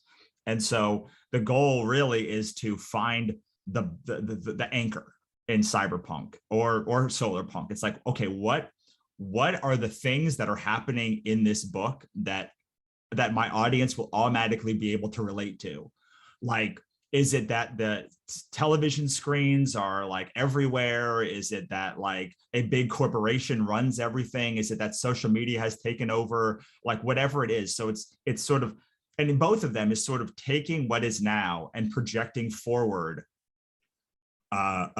where we're going to be in 20, 30, 50 years. Not the reason that, and most cyberpunk is near term, which is like 10, 15 years, 20 years, 30 years in the future. Because if you get sort of getting 100 years in the future, it starts, audiences start being like, I don't understand what is going on here. So most of the cyberpunk is like 20, 30, 40 years in the future. And then it's projecting, okay, what, and solar punk would be the same thing. What terrible thing, what ills am I trying to talk about in this story? Like, what am I, like with H.G. Wells, it was the overreaching of government, or with Brave New World, it was like the horrors of a utopian society that is really like destroying everything else. Foundation kind of similarly in that way.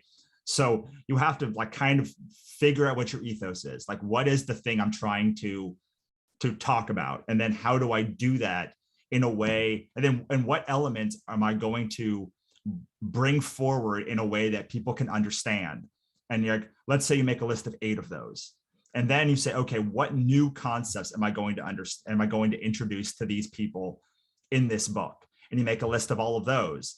And one of the things you can do, for instance, in a series is that 15% is additive. So in book 1, you're kind of bringing in a little bit, but then in book 2, you can bring in even more. In book 3, even more. So I'll give you an example from my series, God's Verse Chronicles, which is fantasy, but it kind of explains this idea. Is you as the first book that we did, the first book was Greek mythology, was Judeo-Christian mythology. It was about the apocalypse and God and demons and kind of demonology. And then we moved to, and then the next book was Greek and Roman mythology. And we added in Norse mythology in book 3. And then book 4, we added in more demonology. And then so we slowly added in it with each book, like a little bit of information that the audience probably wouldn't know. But then by the 5th or 6th book, like it's bananas. Like, you have like Greek gods and Norse gods and Hindu gods and Buddhist god, and like they're all in this kind of cavalcade together. So what I would recommend if you're trying to put together these very weighty concepts and like make a really weird book is you should think about, maybe what can I do? Like, if I want to introduce this book, that if we are here, and the concept I really want to introduce is like, here, how many books do I need to get to this weighty concept? Now, the other option you can bring is just say, I don't care about any of that, and be like, here's all the stuff I want to do. And I know very few people are going to read it, but like, I don't care. I don't care who reads it. I just want to make it. So to go back to my book, Worst Thing in the Universe, like, again, it's a cyberpunk futurist book that's narrated by God, set in the distant future, and like deals with like basically the existential, like his existential dread of creating humanity, basically, in the whole book, and like the problems of that we face in the world today, like that. And that's a book that like people who read it, they say almost unanimously like it's one of their favorite books. But like I didn't want to write 10 books in that series. I just wanted to write one. So you kind of have to then say, okay, I'm going to take all of these weighty concepts and put them in a book, and then I'm just going to go places that I think that this book would work. So for instance, we talked about this before. I said I have a free gift of like this book, The Worst Thing in the Universe. If you go to russellnolte.com/worst, you can just read it for free. And I've been doing that because like this is a philosophy convention about cyberpunk, and I talked about Lovecraft last time, and like I think you guys would grok the book. I think you would like it. Like so part of it is saying, okay, how can I make sort of a mass market book that slowly gets weirder, like Dresden Files, for instance. Sorry, my examples are very fantasy. I'm mostly a fantasy author, but I do write some cyberpunk. Like Dresden Files, the first book is very like urban fantasy. It's very much like a Buffy episode. And then, but by book like 8 or 9, he's like riding a dinosaur through like downtown, like shooting like laser beams out of like, so like books can get weirder over time as a series. So you can choose that approach and say, I'm going to make a series that explores all of these themes. Or you can say, this book might have 2,000 people who will ever read it and enjoy it, but like, that's good enough for me. Like I'm trying to influence people with this single book, and I'm looking for people who are a little bit more highbrow in their thinking, or they want to explore these concepts. And the nice thing about writing today, I talked about kind of the negatives of writing today. The positives of writing today is there's 7 billion people in this world, and you have access to most of them. So you can like legitimately build an audience for these weirder books. You just have to be willing to drill down and get and find them.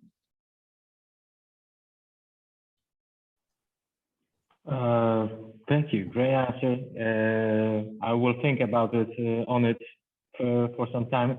And I have one final question, but since I've been hogging all the time, I will give some time to Kasper and Zuza if they have any questions, and then I will come back with the final one, if it's okay. Sure.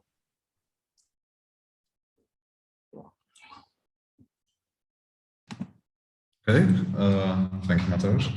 I have a question, because you seem to talk quite a lot about the importance of bringing those concepts, those fully created words, to the public, no matter how large or small the public is.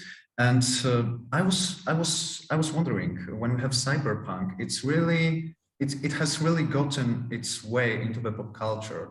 And we have been talking about, for example, Dune a lot during this conference. And it's a science fiction movie with a great budget, with great technical and methodical support behind it. And it has a great influence over historically creating the cultural vision. And I would like to ask you if you can imagine that we would start to make motion pictures based on solarpunk, to bring this concept even closer to the general public, because it is a way of getting some place to start talking about the possibility of this world, of ever creating this world. Because as you said, because I asked about this way of getting there, and you said that it's important to first realize that there's somewhere we can get, and it's a start figuring out how to get there. And which favorite pics of yours would you choose to make motion pictures based on out of solar punk books? All right, I'm going to be honest. I don't really have a favorite solar punk book that I would make. And this, I don't think there's one that is plot driven enough to make a movie about. I think that we're still looking for like a story set in this utopia, in this utopian ideal, or moving towards this utopia that doesn't exist in my lexicon yet. What I would love to see is a series that, or a movie that is about moving towards this utopian ideal, because I think that we have these books that are set in this utopia. And I would love to see something that's like, I don't know, 3 or 5 years before this utopia happens, or like before all of this stuff actually happens, that is not cynical. Because so many of these things that are happening about like making the world better are like happening from this very cynical place. And most media is frankly very cynical. Like, I think that people, it's very easy to be cynical with the world. Like, I think people's the strongest emotion is fear. So playing on that is very easy. I think that in order for something that's solar punk to work, we're gonna have to find something that is much more plot driven and much more like narratively interesting. Unfortunately, I don't want to. I don't want to insult solar punk, because I think that this is very much like the dawn of a new genre, and a lot of times people just don't have the language about of the genre yet and how to translate it. A lot of cyberpunk at the beginning is a very messy also. Like, it's very messy as people are trying to figure out like how to combine world with story and character and do this in a way that like you could get Blade Runner or something like that. And I think we're very much in the first like throes of this. Not that there hasn't been solar punk stuff for a long time, but I think we're not quite in a world where people can accept that a utopia is even possible. And I think before you can have like a mass media like piece, you have to have the understanding among society that like it's even possible. And like, I don't know how you turn a society around to want to feel hopeful, but I am hopeful that people are getting burnt out on the dystopian, everything is terrible all of the time stuff. The reason I love solarpunk, and I will defend it even if I don't think that any books have been brilliant yet, is because to me, it's very easy when things are going well to say things are going, when things are going badly, to say things are going badly. It's that sort of like in the 90s when things were going well, the most punk thing to do was like say no, like there's all these flaws in the system, like there's all these people who are not getting ahead, there's all these people that are being left behind. And now like everything is horrible. And I think the most punk thing you can do is to shed hope on the world, like to shed that there are these good things, there are these concepts and these things that are going well or that could go well. So the thing that I love about solar punk is like, to me, that's punk. Like punk is going against what the general narrative of the universe is. And the general narrative of the world right now is very cynical. And I'm very excited about stories that show that like good people with good intentions can actually change things, because otherwise we're just playing into the narrative that everything's bad and like nothing will ever change. I don't know if that answers your question, but I don't have a list. I'm waiting for it. I'm waiting for the one that I'm like, that's the one. Yeah, I'm really interested in how you are depicting this historically, like the literature analysis of this formation of the entire genre of cyberpunk and comparing it to the current state when we could have such a blossom of ideas, words, and and influence on our culture growing through out of this seed that solar punk is. Yeah, I mean, like how much, like how many more times can I hear things are bad? Like, I don't need to hear that anymore. Like, I get it. Like, things are bad. Like, things are bad. How do we change it for the better? And like, I think that, to me, that is the beauty of what solar punk could be. Yeah, exactly. It's I think cyberpunk is getting out of ideas now. It got really massive into, it was brought into culture, into pop culture in all mainly possible ways. And even in games, I think there can be so much of general gaming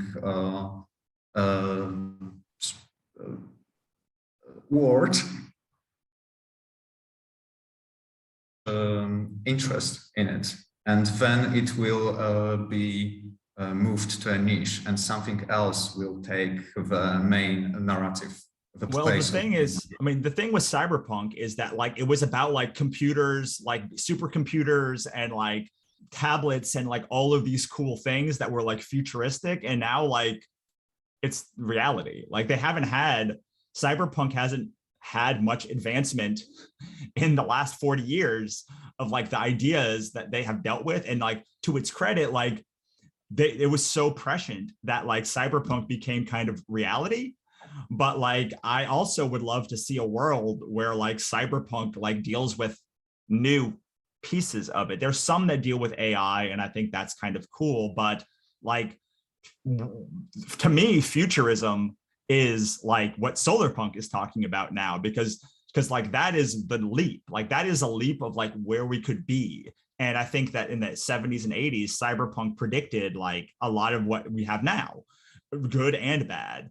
And I think that, and this is nothing against cyberpunk, just like, and I'm sure that someone would be like, no, that's not true. Like there are all these new things that cyberpunk is talking about, but like, I haven't read cyberpunk that deals with a lot of this new stuff. There, a lot of it is skating on a lot of the things that were 70s, 80s, and 90s cyberpunk. And what I loved about cyberpunk when I was a kid was this idea of like what the world will become. Like we'll have flying cars, or we'll have like supercomputers that like are in your ear, like all of these cool things. And now when I read cyberpunk, most of the time, like, oh, like this is just like next Tuesday. Like this is going to be like 5 years from now. Like we're there.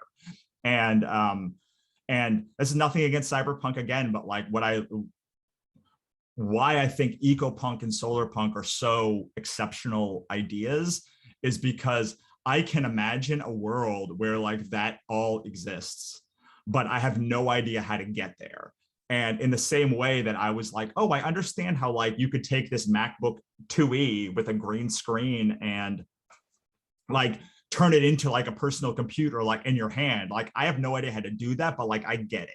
Like I get the leaps. I get that there's a world that can happen.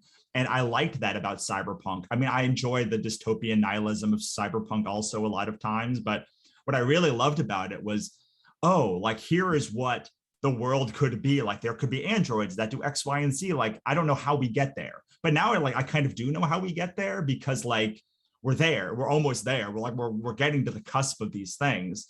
And now when I think of like, okay, what is 50 years? Yes, I can predict and say the world is going to end, but like, that's not really good.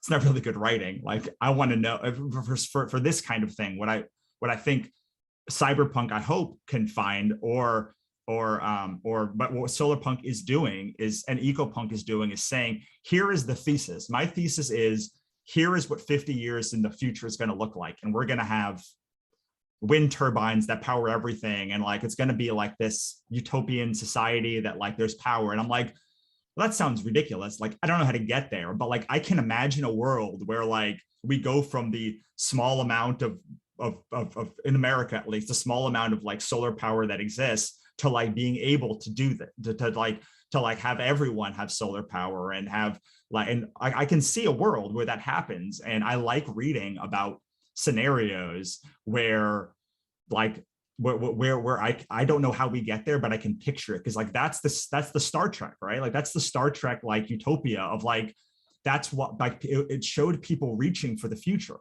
showed people saying, oh, you can have a transport in your hand. Like, I want to say that, like, people devoted their whole lives to like having a palm like communicator in their hand and like all of these things.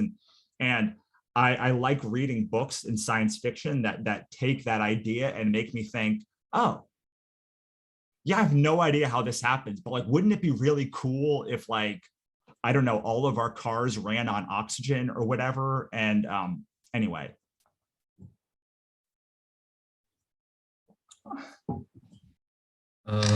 Yes, thank you. I was going to ask one more question, but you kind of already gotten through. Yeah, but what I really like is this idea that cyberpunk is becoming irrelevant from this simple reason that it is tomorrow. It is happening, and we can see that it's not happening in this way. So it's just being left behind in history. So we will have this, what is going to happen after 50 years from now, and we will need to fill it with something. And ecopunk and cyberpunk, solarpunk, might be those pieces that we can actually use to make some change. Yeah, and I think that you can. So what I would say for solarpunk, for anyone thinking about writing it, is I would love to see a world that, like, there are problems in utopias. Like, it doesn't have to be this idea that like Brave New World, but like there's a utopia, but like half of the society is leeching off like the very rich are leeching off like everyone else. Like, it can be a world where like things are good, but like there are problems. Like, maybe there are people that like there's still going to be conflict there. And I think that solarpunk does a really good job of imagining the future, but I think they are much too rosy in the idea that like many people will get along in that future, and like there won't be geopolitical issues in the future, and like there won't be technology that breaks down, or like, for instance, like we can be in phase 1 of a utopia, but like working towards phase 2.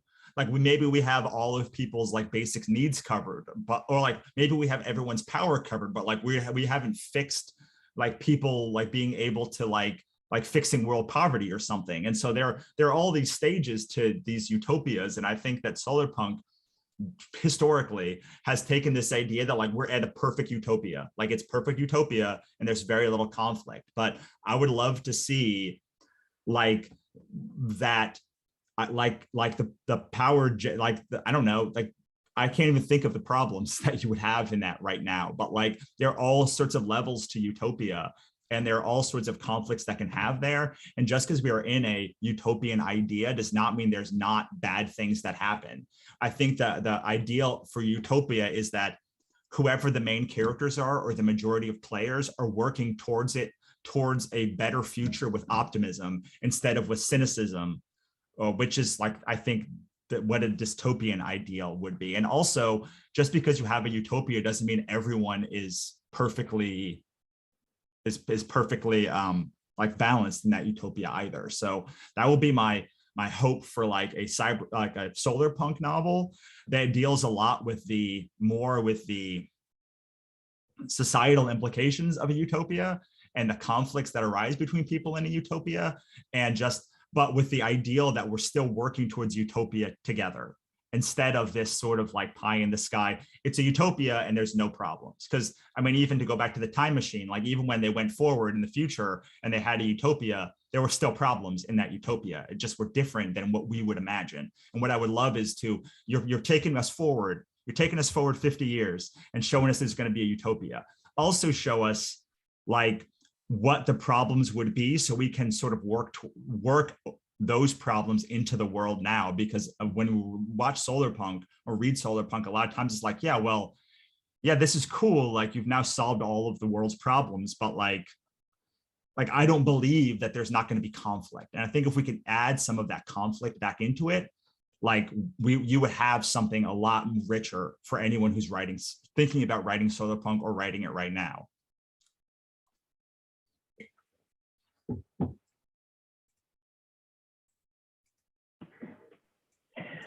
Okay, thanks.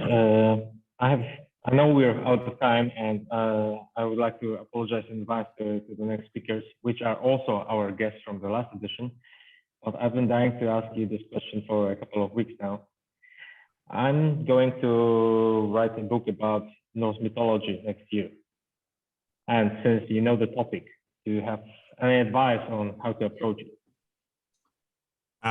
I mean, it really comes down to the character that like, is it going to be like, who is the main character, the gods, or the main character is humanity? And so that's the first question that I would say is, and then step two, is it epic fantasy, or is it like more urban fantasy, or is it space fantasy in the future?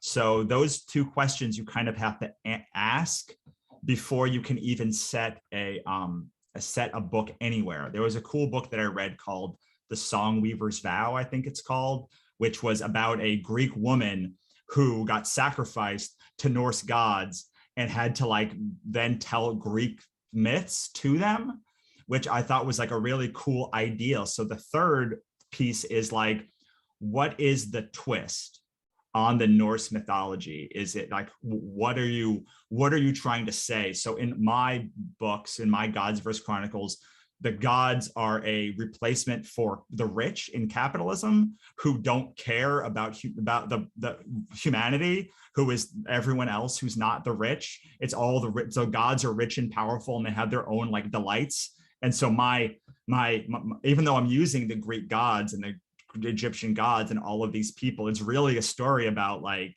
rich versus poor and like how like the poor can rise up and like and have a stake in their own fate.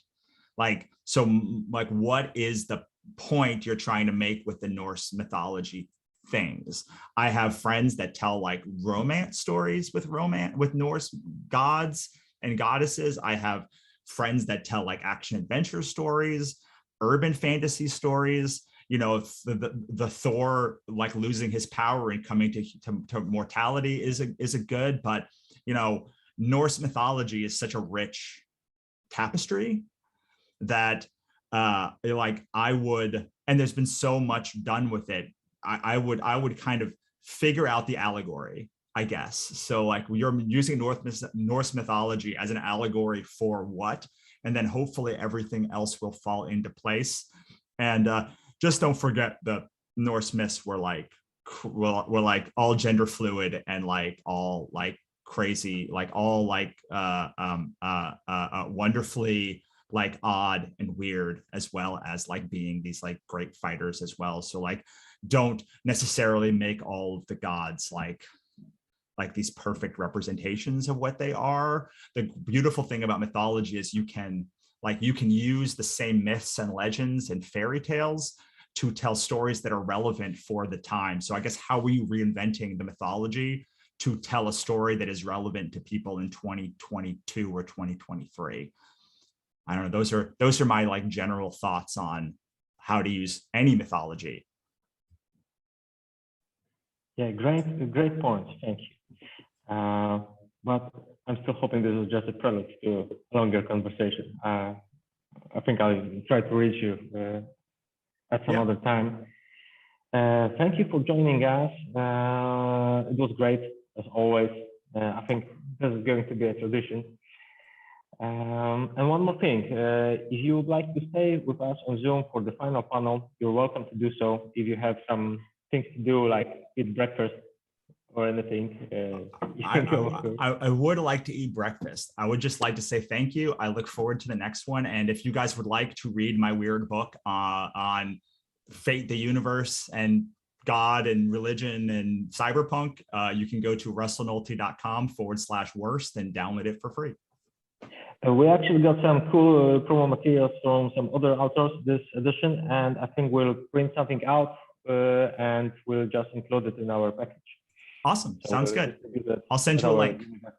Yeah, great. All right. Thank bye, you, everyone. Have a great day. Bye. Bye. And now for the final attraction of the 7th edition of PhilosophyCon. Welcome, Andres. Welcome, Josefa. How are you doing? Hi, can you hear me? Is everything okay? Yeah. Hello, guys. Okay. I'm good. Thank you for the invitation again, and very happy to be here. Hello, Jojam. Hello, Mateusz. Michael, Michael, I don't know how to pronounce it. Certainly, I'm pronouncing it Yeah, wrong. my name is Kuza, and that's Kacper. Yes, hello. Yeah, Casper Michał is and someone Kus. completely different, actually, but We're using different computers. yeah. But Yeah, it also Polish helps is a lot. not my language of my knowledge, so excuses. No problem. No problem, you're excused. Anyway, the thing is, we are going to start this panel right now, but we cannot share your video directly via Zoom for some reason. So I will switch to another mode of streaming, and I would like to ask you to just watch it on YouTube, if there's not a problem. We can send you a link to our stream, and after we're done with Andres' video, we will listen to Josefa's talk. But anyway, I'm getting ahead of myself because Kacper and Zuza are supposed to introduce you first. So.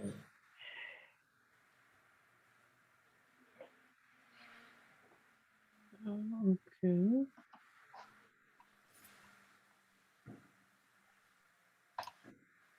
Are you ready, guys? Kacper, Zuza? Yes, we have some technical issues. Shoot.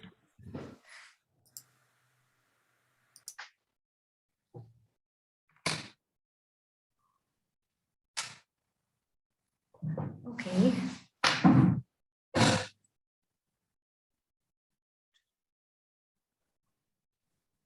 One moment.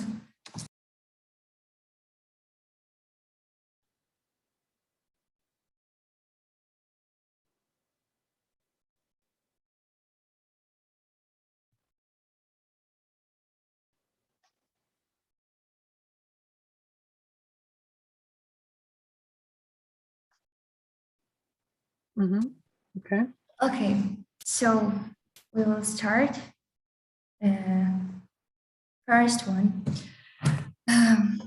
Okay, so we are really happy that you join us, and we would like to hear some words, some reflection from Josefa Pawlickowa on the topic Parable of a 21st Century, Octavia Butler's dystopian vision in literature and reality. Yes, thank you for inviting me at first. So am I going to start? Am I getting it correctly? Now? Yes, moment.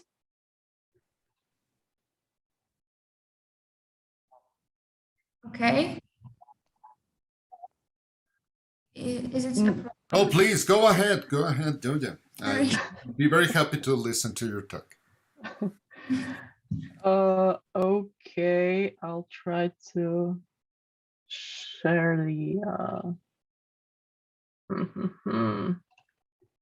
presentation. Let's do it this way. Can you see my screen? Not yet. No, sadly. And not yet. Oh, Jesus. This way, maybe. Okay, Yeah, now. now we can see. Okay, perfect. Fine. So.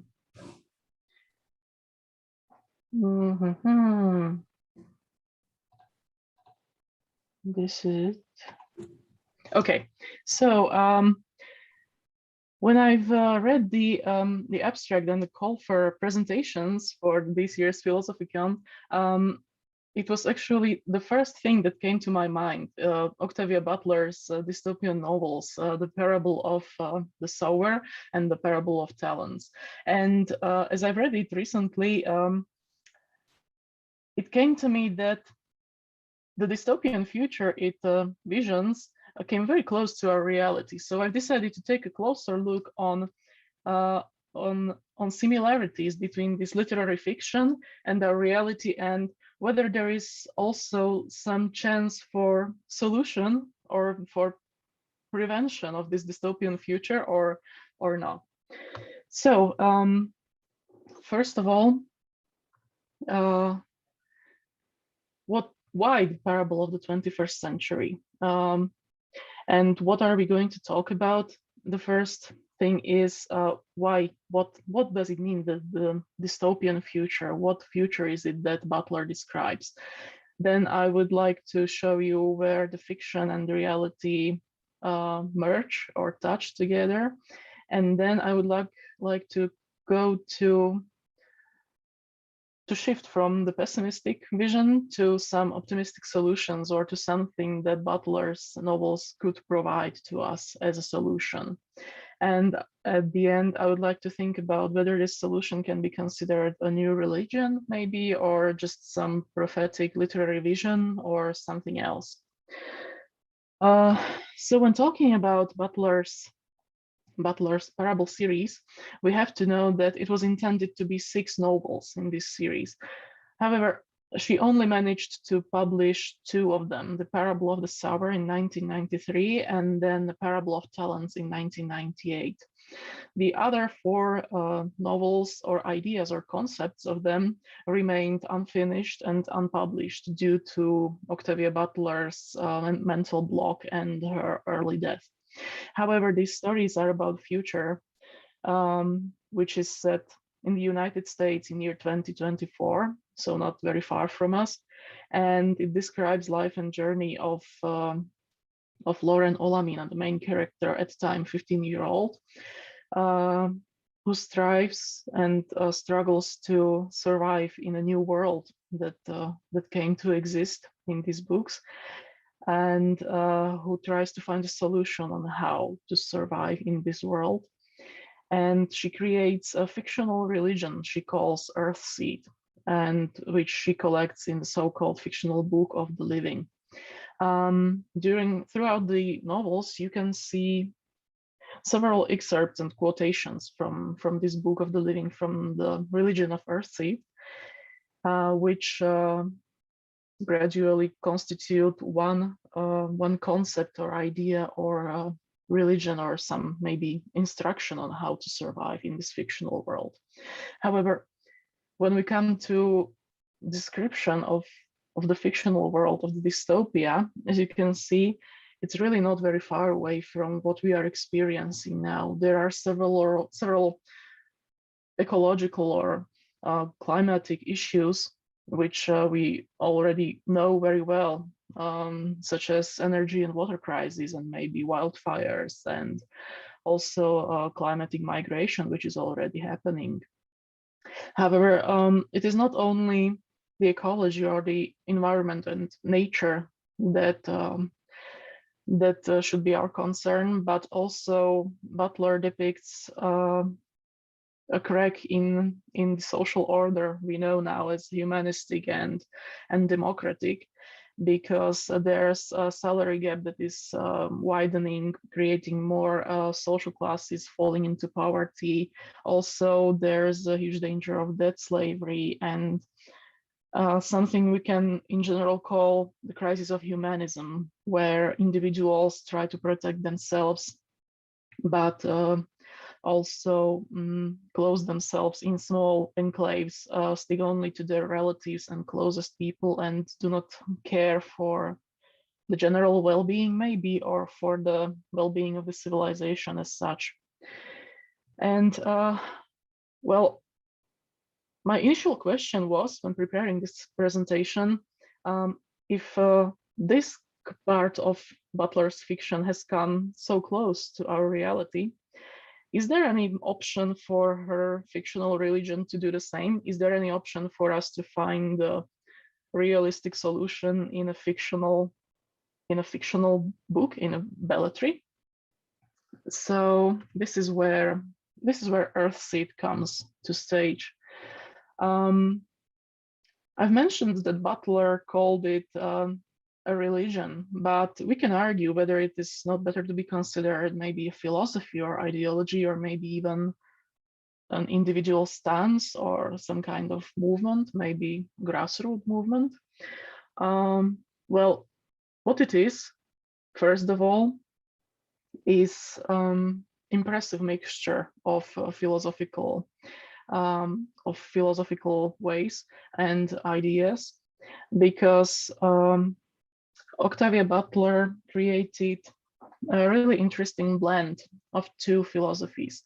On one hand, we can see ideas of pre-Socratic thinker Heraclitus of Ephesus, who considered change to be the main concept or the main principle of the functioning cosmos, and who described the change or transformation as an ever-going process, as a cycle of transformation, which touches everything, in which everything changes, and not only by itself, but also these changing things influence their surroundings and also change their surroundings.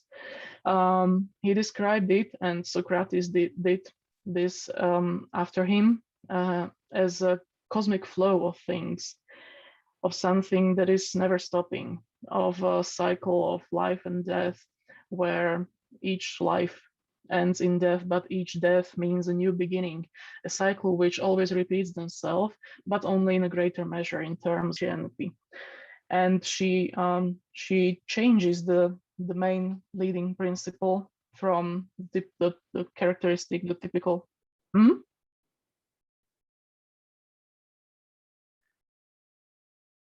Okay, what did you hear the last?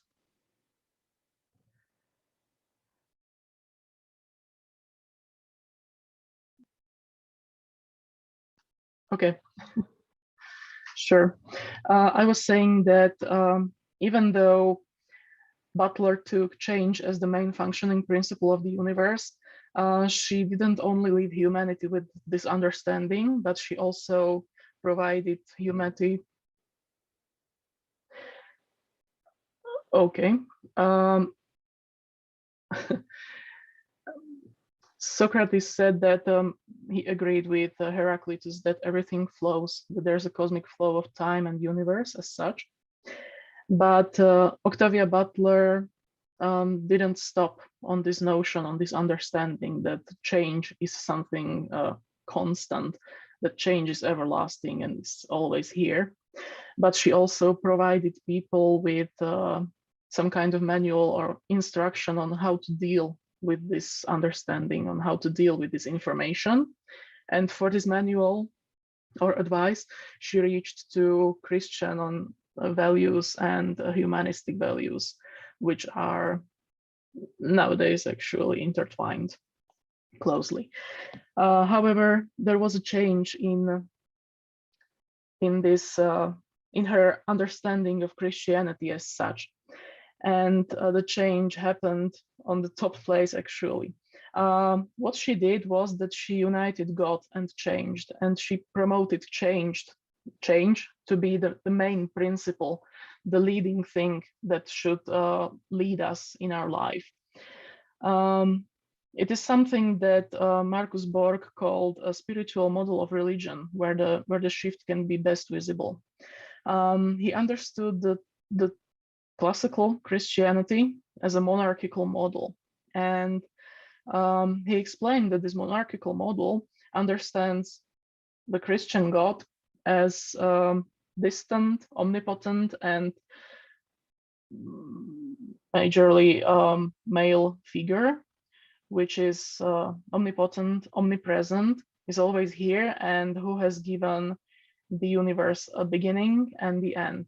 So it's a God that gave humanity 10 commandments, and who decides how to behave, how to worship him. And he also decides that there are some people who are good, according to him, obedient, and some that are disobedient, who are bad. And this monarchical model also creates this way some kind of dichotomy. It creates two groups of people, those good and those bad. And in terms of humanity, it's always the tension between us and them, between our and alien or different, which not only grows in cultural power, but also it can be transformed into a political tension and power. And this is what Borg and also Butler saw as not fit for the changing world we live in. not fit for the dystopian world she depicted. And so she leaned closer to the spiritual model of religion, which said that God doesn't have any anthropomorphic character, that it is maybe more of a essence or something present everywhere and at all times, something that guides us, maybe something as a moral, ethical compass, which should help us to overcome obstacles and to find our way in this new world. And now, as these two philosophies merge, the spiritual Christian model and the pre-Socratic philosophy of Heraclitus, this is how the earth seed is established. This is the merging, the key point in which it merges, in which it connects and creates a new notion of world. And in this mode, in this understanding of earth seed, Butler said that God is change. She said that, and by this claim, by this phrase, she also illustrated that it would not be appropriate and it would be very futile to passively worship something like change. But to worship it, we have to acknowledge it, to approach it actively, and to shape change, and to try to use it to live our world better. So it is not only this philosophical clash of ideas we can see in Earthseed and in Butler's novel, but it is also represented by a generational clash or a generational gap, because the generation of Lauren Olamina's parents is in the novel described as the worshippers of the traditional Christian God too. It is the generation that looks backwards nostalgically, which remains passive, which worships a God, but does nothing to reach maybe paradise or to live a good Christian life actively. It's also the generation that expects the good old times of 1990s maybe to return on its own, or they expect that someone else will save them. And this is criticized heavily by Lauren and the generation of hers, which are the young adults actually.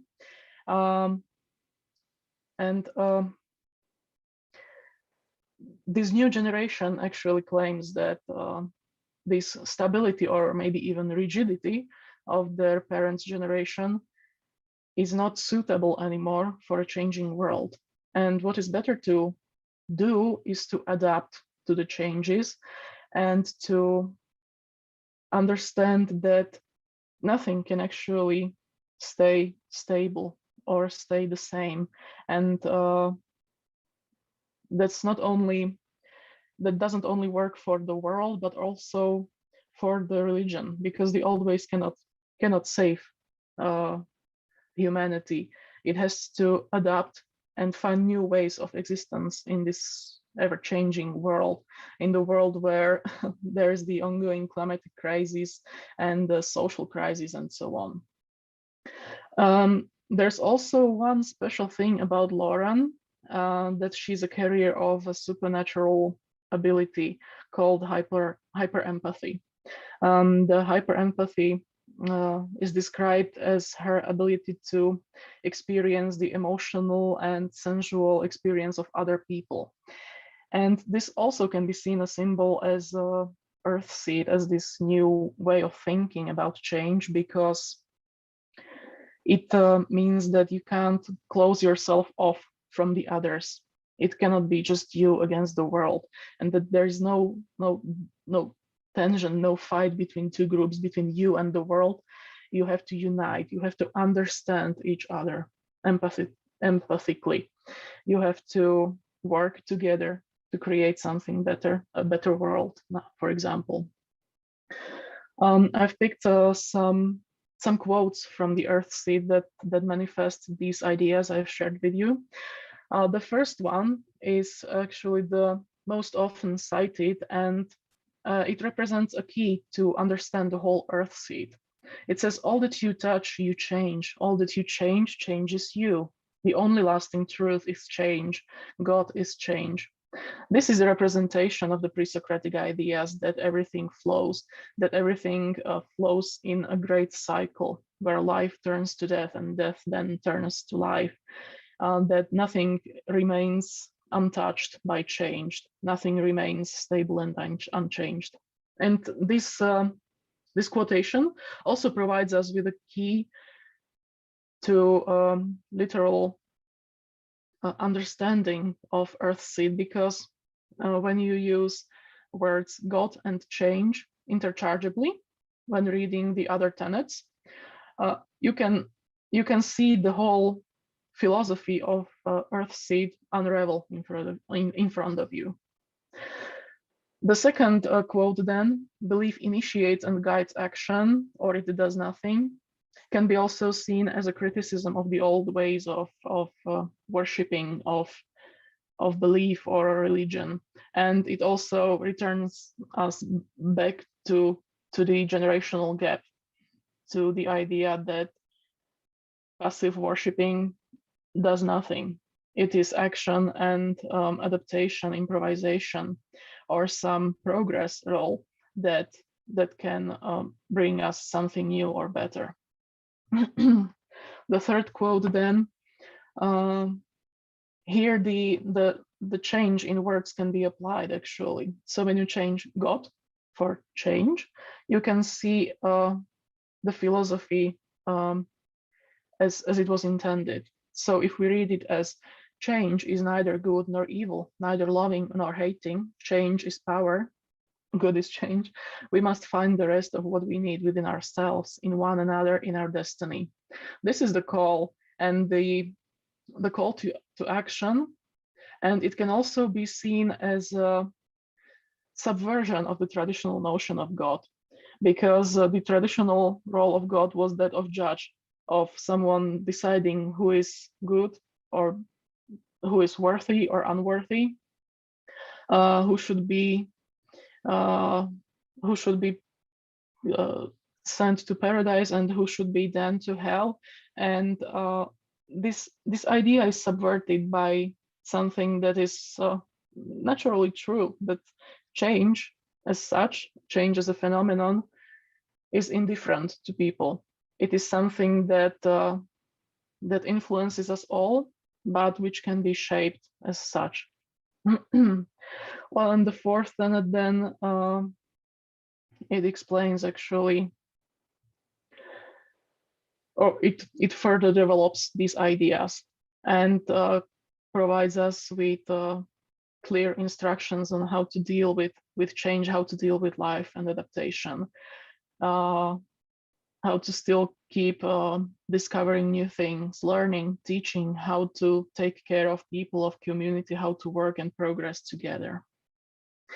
But now, as we have gone through this philosophical and religious thinking or explanation, we have come to something that to a question that I have asked at the beginning. So if the dystopian world is so close to our reality, is this philosophy of Earthseed something that can be used in our reality, in our world, or is there any way how to define it or how to approach it so that it could be used in the future?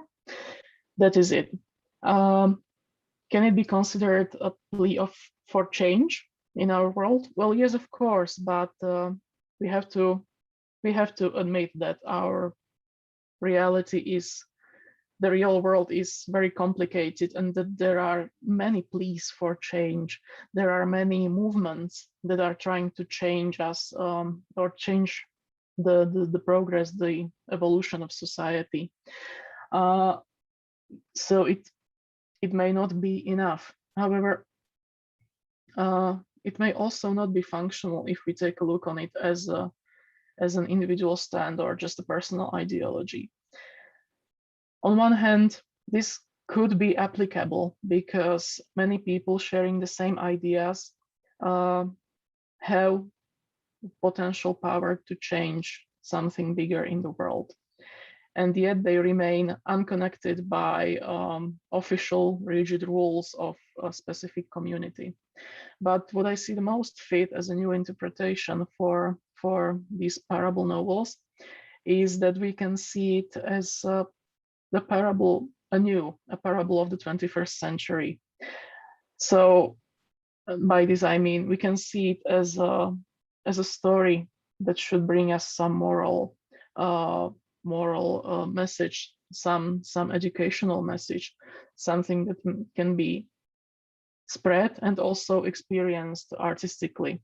And that is why I decided to call it the parable of the 21st century, because it warns us on one hand, but it also provides us with a solution. And in connection to previous presentations, which I have seen, yes, I agree that this world is very cynical and it is very aware of its cynical way and of many, many problems it is dealing with right now.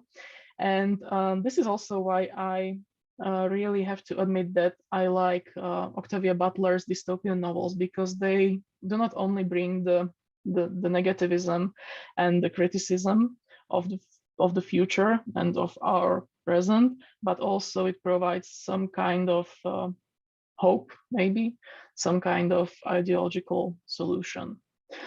So that's probably it from me now. So thank you for your attention. Thank you very much. Thank you very much. Okay, we have some questions, but I think we would like to listen to other panel right now, and later on, after listening, we'll discuss about both. Okay.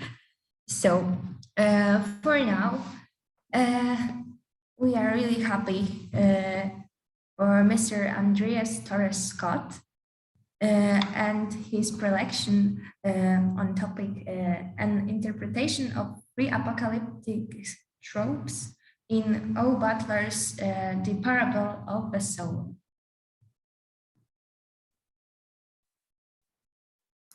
Yeah, hi.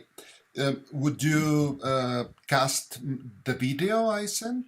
Yes, in a minute. Okay. We to Thank you. Mateusz. Are you there? Okay.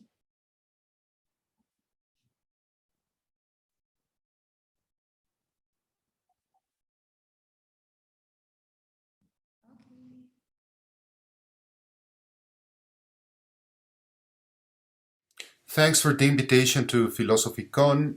My name is Andrés Torres Scott, and I'm going to speak about Octavia Butler's The Parable of the Sower, an interpretation of three apocalyptic tropes. The tropes I'm gonna address are the religious trope, female leadership, and the Hobbesian state of nature. But first, let's get into the plot. This novel is part of the apocalyptic fiction subgenre, in which civilization is collapsing due to a climatic change.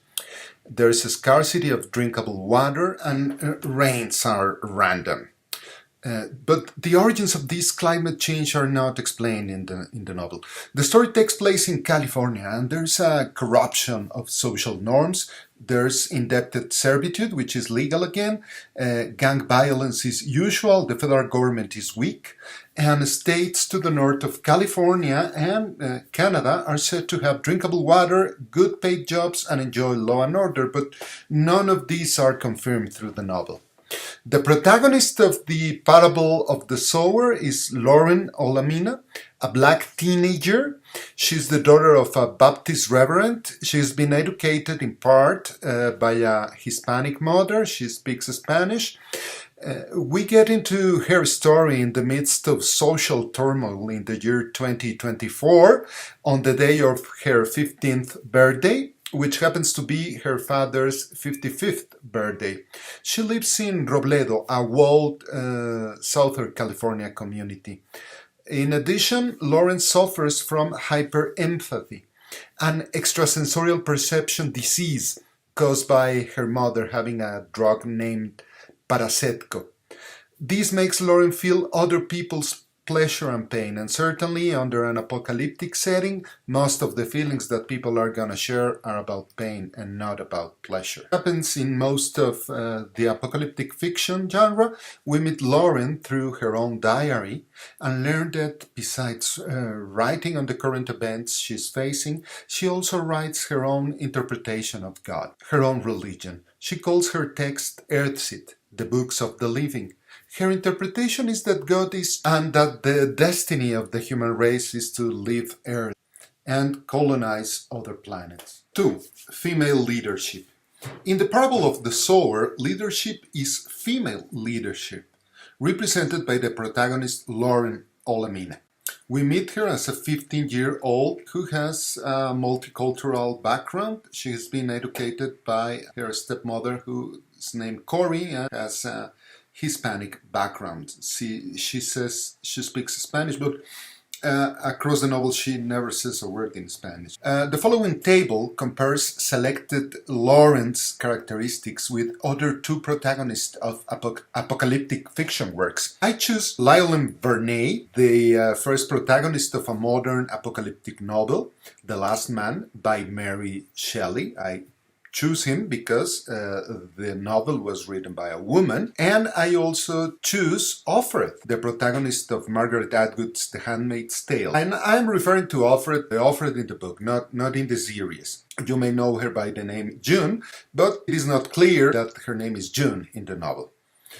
In addition, I include a column referencing the popular 11-year-old TV show The Walking Dead to see if the tropes and the roles appear here too. You can see the table on the screen. The Parable of the Sower, 1993, compared to The Last Man, 1826, Handmaid's Tale, 1985, and the current airing of The Walking Dead. 3 of these have been written by women. The first 3. The other one are The Walking Dead is a creation by graphic artists and writers. Point of view. The first 3 are diaries. Margaret Atwood's novel is a recorded diary, plus a metafictional epilogue.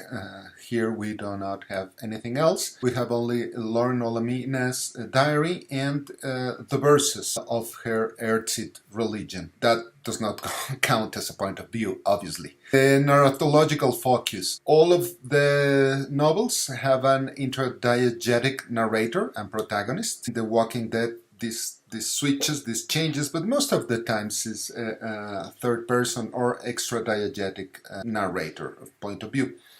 The years the story takes place, this Parable of the Sower, by pure coincidence, is very close to our date, 2024 to 2027. The others are a little bit further away, and The Walking Dead is taking place, well, right now, live action. Technological advancements, it's strange that none of these have any technological advances as other science fiction apocalyptic novels. Only slow-flying globes in The Last Man of Mary Shelley, 1826. She was definitely not putting emphasis on technological advancement. Then we enter into the most interesting thing. Leaders promoting a religion. And the inventor of this, of the prophet, of the crazy prophet, dividing a group, creating a coercive religion to take advantage of the end of the world, to survive and dominate other based on Judeo-Christian tradition, is this guy in Mary Shelley's Last Man, a crazy prophet. And this trope of a prophet trying to create a coercive religion and take advantage is repeated through most other apocalyptic novels or TV series. Well, in The Handmaid's Tale, these crazy guys are the rulers of the state, or Gilead, whatever is it called. In The Walking Dead, as in George Romero movies, we see the appearance of several priests that become a cult and are trying to divide the population in order to gather people for their own benefit. The Parable of the Sower, this is different, and this is what makes the novel more attractive. The protagonist, Lauren, is creating a religion to survive, not to divide.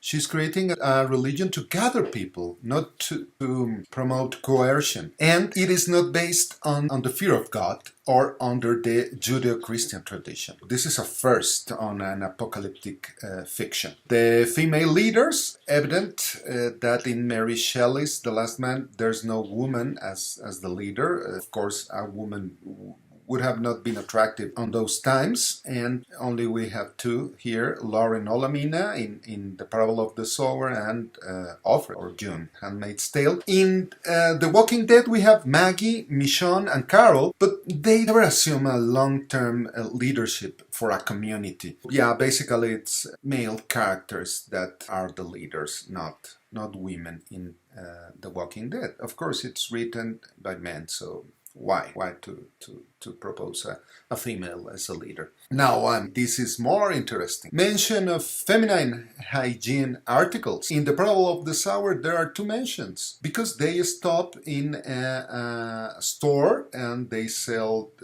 it's a pharmacy, and, well, she asks for tampons. And when she leaves her home, she looks for tampons. The most natural thing to do. While in The Last Man, of course, there are some women survivors, but we never hear anything about tampons or periods or anything like that. Of course, that would be of bad taste in the, Victorian England. Handmaid's Tale, there's no mention of pads or tampons, only to describe an object similar to a pad, but nothing else. And of course, in The Walking Dead, when they stopped into a store or into a place where they find things, not men, not women, they do not look for a hygienic product. Menstruation does not exist in The Walking Dead. I don't know if it is still or at any point was forbidden to mention in the US series, but they do not menstruate. Women at The Walking Dead do not menstruate, and they don't care if they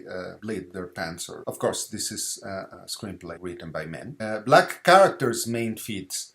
In The Parable of the Sower, the protagonist is a small, multicultural young teenager. In The Last Man, well, the couple of black men that appear are portrayed as miserable, evil, assassins, and sick.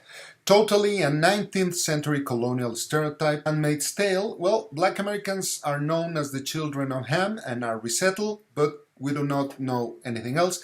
In the TV series, you can see possibly some black women around, but that is not happening in the novel. In The Walking Dead, well, the appearance of black characters is non-stereotypical, is aligned with political correctness. They are heroes and villains. They are female and male, totally neutral. There's no stigma on black characters. Magical or paranormal occurrences. Well, in The Parable of the Sower, the protagonist has an extrasensory perception ability that makes her feel others' pain and pleasure, which is more like a handicap and not an ability to take advantage of any situation, because you have to kill people all the time during an apocalypse. So you are suffering every time you kill something because you feel what the other feels. So it's great handicap. In The Last Man, there's the appearance of a black specter, an eclipse, and in The Handmaid's Tale and The Walking Dead, I didn't find any paranormal or magical occurrences. Of course, there could be. I could have skipped one or two. Let's wrap up. So in The Parable of the Sower, we can see a protagonist who's different in several aspects. Her perception of black people is different. Second, she's a female teenager, and this is not a young adult novel. She is also handicapped by an inherent sickness, hyperempathy. It is still a handicap. No other protagonist is handicapped in apocalyptic novels. She's multiculturally educated. Have not seen this in other protagonists of apocalyptic novel. And as a result of all these, she has not prejudices specifically against black people, but also, and we can see through the novel, against Hispanic or Korean people. This is an interesting point because it is not due to political correctness or to television broadcaster guidelines, but to an intrinsic part of the plot and of the story. Finally, she is the only leader not using religion to divide a group, but to gather people together. And this is the most important thing here, that this is the first apocalyptic novel where religion, the use of religion, is not used for bad, but for good. Part 3, use of religion. Since the first apocalyptic modern novel, The Last Man by Mary Shelley, religion has been seen in times of apocalypse as a tool to divide, dominate, and abuse others. This trope is recurrent and it appears in apocalyptic works and especially movies. You can see it on most of George Romero's The Living Dead and its multiple remakes, and more recently all around the Walking Dead sitcom. This is not the case in the parable of the sower. Lauren's new religion of change is named Earthsit. I think the word is encompassing both sexes and unifying opposite, as earth is a reference for femininity, for Mother Earth, and seed is a clear inclusion of masculinity, as seed and semen come from the Latin word seminis. On this Earthsit religion, God is change.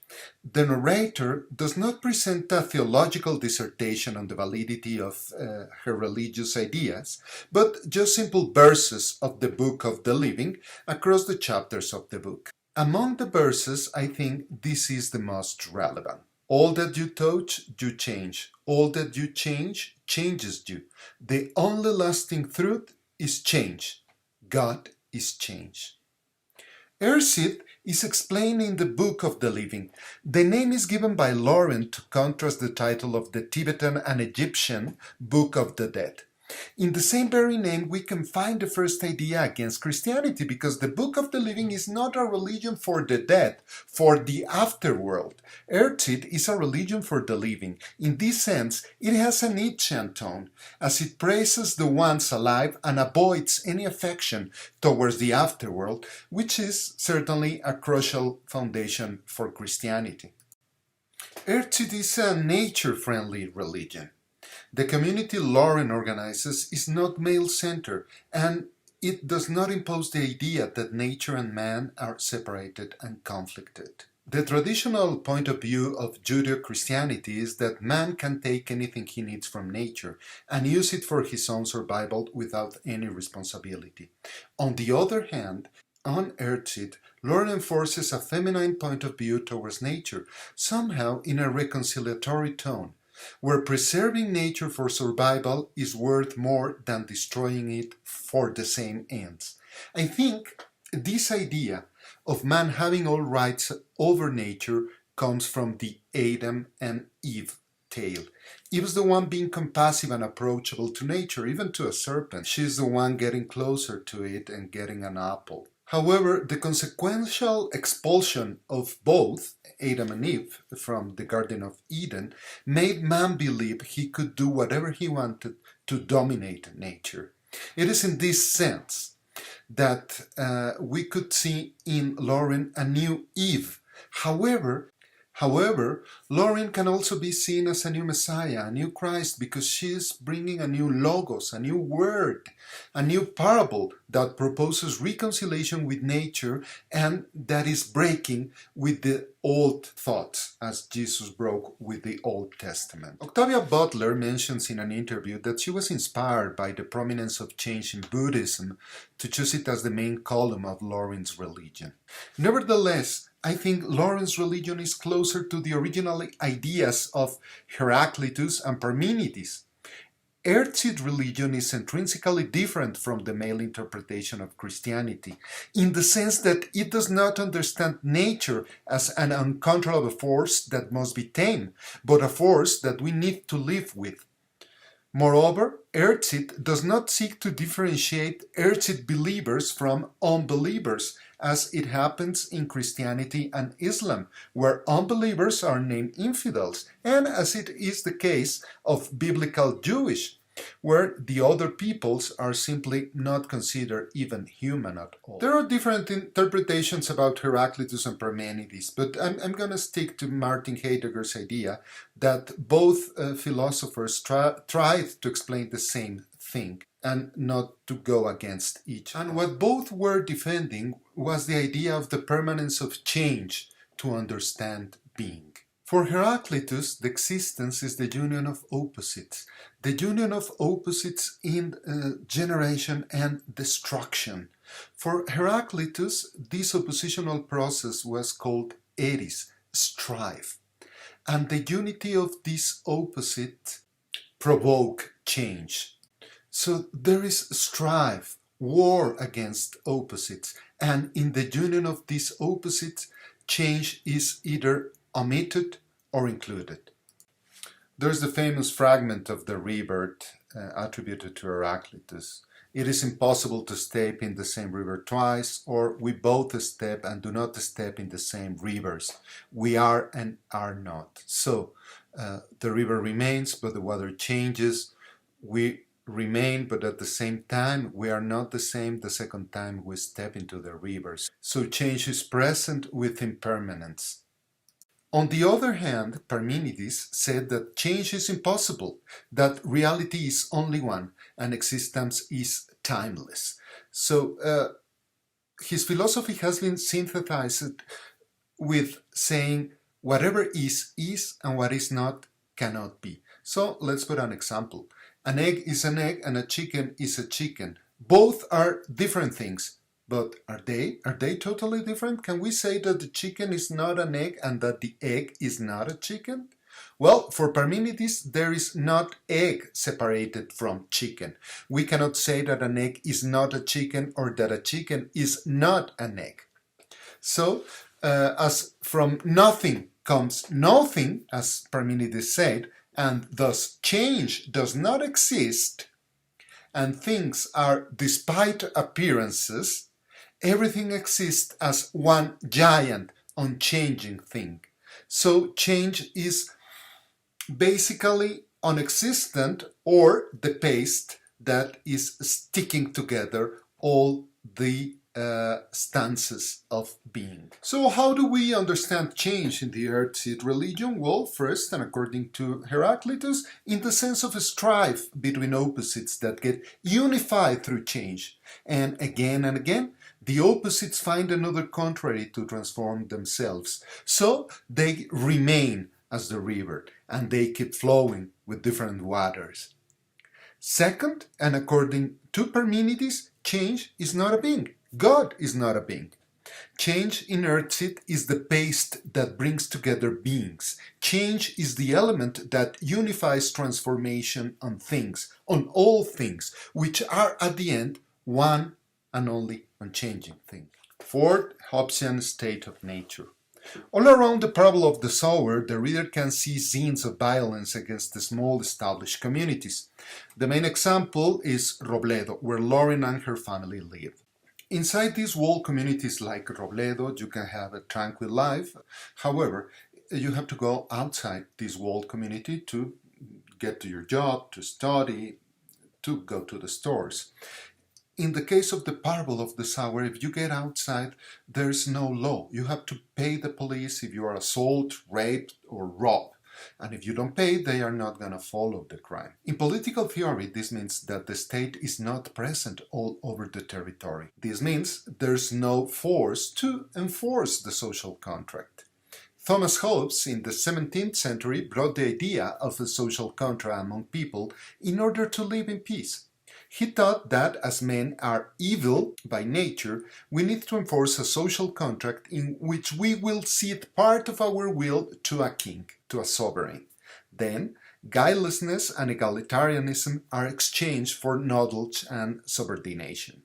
For instance, we'll not be able to build a house wherever we want, but in return, we will have protection against other persons. Hobbes said, and which is worst of all, continual fear and danger of violent death, and the life of man, solitary, poor, nasty, brutish, and short. That is what is life like in the state of nature without a social contract. This is what is happening outside Robledo, but as the surroundings are so violent and there's no social contract anymore, Robledo at a certain point gets burned and is totally destroyed. Inside these walled communities like Robledo, you can have a tranquil life. However, you have to go outside this walled community to get to your job, to study, to go to the stores. In the case of the parable of the sower, if you get outside, there's no law. You have to pay the police if you are assaulted, raped, or robbed.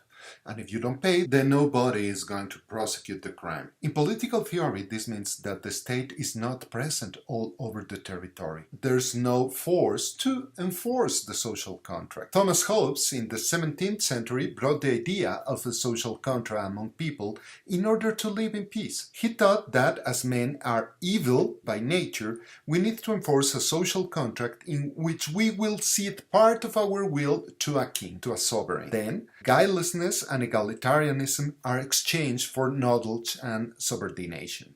For instance, we'll not be able to build a house wherever we want, but in return, we will have protection against other persons, as they are all evil, right? Hobbes said, and which is worst of all, continual fear and danger of violent death, and the life of man, solitary, poor, nasty, brutish, and short. That is what is life like in the state of nature without a social contract. This is what is happening outside Robledo, but as the surroundings are so violent and there's no social contract anymore, Robledo at a certain point gets burnt and is totally destroyed. After Robledo is burnt and all the family members of our protagonist Lauren are missing or possibly dead, she faces a period of change, or strife, as Heraclitus said, where a new social contract is needed. And this is what pushes Lauren to start preaching. So it is in this sense that Lauren breaks with the stereotypical mold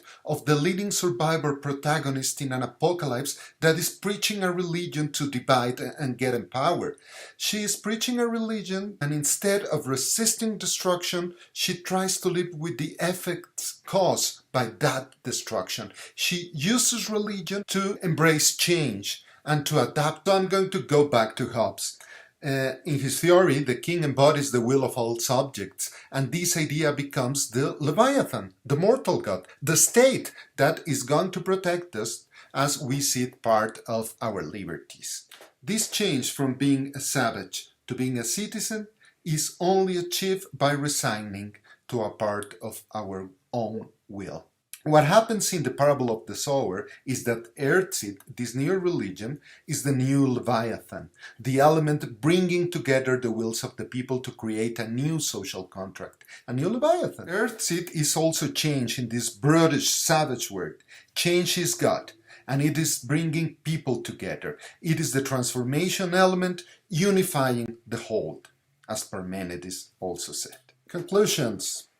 Well, first of all, we have a new teenager leader in a not young adult novel who is black, who is a female, and is multicultural. This is a very first in apocalyptic novels. Second, and this is also very first in apocalyptic novels, religion is used to gather people together, not to divide. The religious leader is not a crazy guy fostering hate against the ones not belonging to this religion. Third, Earthseed is a religion of change, similar to the philosophical explanations of Heraclitus and Parmenides, and not a promotion of the afterworld. So, thank you very much. This is all, and read Parable of the Sower by Octavia Butler. Thank you.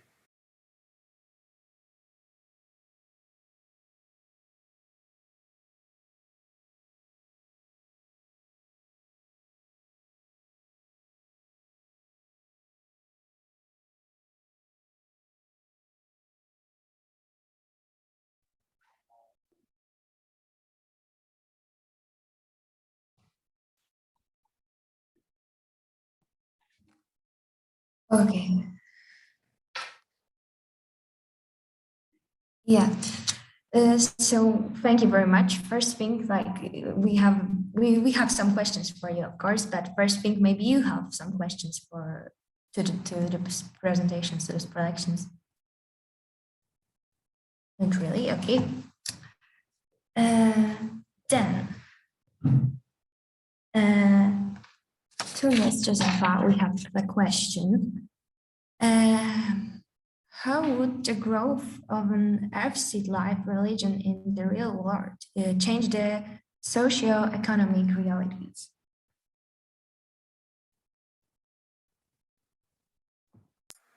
Is that for me or for any of us? whoever wants to like answer, we'll discuss maybe. Well, thing is that in the real world, I don't really know. I mean, we're talking about fiction here, so we should speculate, but certainly our speculation is going to be wrong. So I would say it would be like similar to a Buddhist religion, no? Most inclined to peaceful thinking and considering and assuming change as something you have to deal with. Possibly in this 21st century, it will be a little bit more stoicist religion, like just trying to overcome change and the challenges it presents. I don't know if you agree with me, Joja, or you would say something different. No, that's actually why I thought of Earthseed as maybe a parable, as more of artistic interpretation of philosophy, because it would be very difficult to create authentic and powerful movement that would really influence the mechanisms of global society and economy. But as in terms of some kind of myth or this parable, it could be used as a reminder for people, for individuals, to maybe change some small habits of theirs and to add their small bit to some maybe bigger wave of changes. Because yes, one thing is that it would be a very specific kind of religion, as Andres said, that might not be as functional or as applicable as we desire. And the other thing is that there are so many other movements. And well, I'm very pragmatic and maybe even pessimistic here, but there's a great chance that such a grassroots movement would simply not get through the informational buzz of global internet and culture. So, but for individuals, it could be possibly an inspiration or some guide for smaller changes in their lives.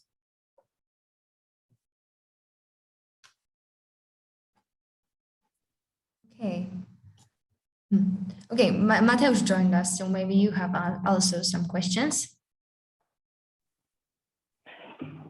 Yes, as I understand, the Earthseed religion, a big part of it is leaving Earth behind and colonizing other planets. And as one of our speakers yesterday, I think, mentioned, it's completely an escapist fantasy. Exploring space, terraforming, and so on, it costs tremendous amounts of money, and perhaps we could invest it to heal Earth and to change here, to introduce change now. What do you think is the more important aspect to this parable of the sower? Is it really about changing the world here and now, or is it about creating a completely new reality while leaving the past behind?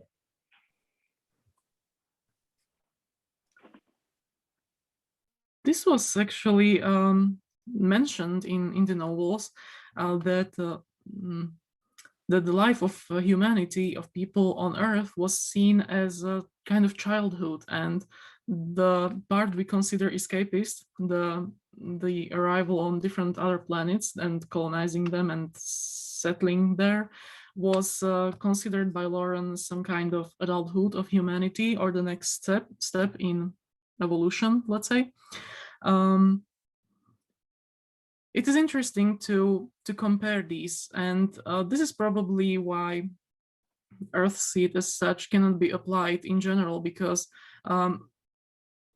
despite all the similarities, we as humankind have taken slightly different route from this dystopian novel, because where Lauren decides that Earth is simply that we have, as humanity, overcome the Earth and existence on Earth, and that Earth probably wouldn't be enough, or maybe can't be saved as such.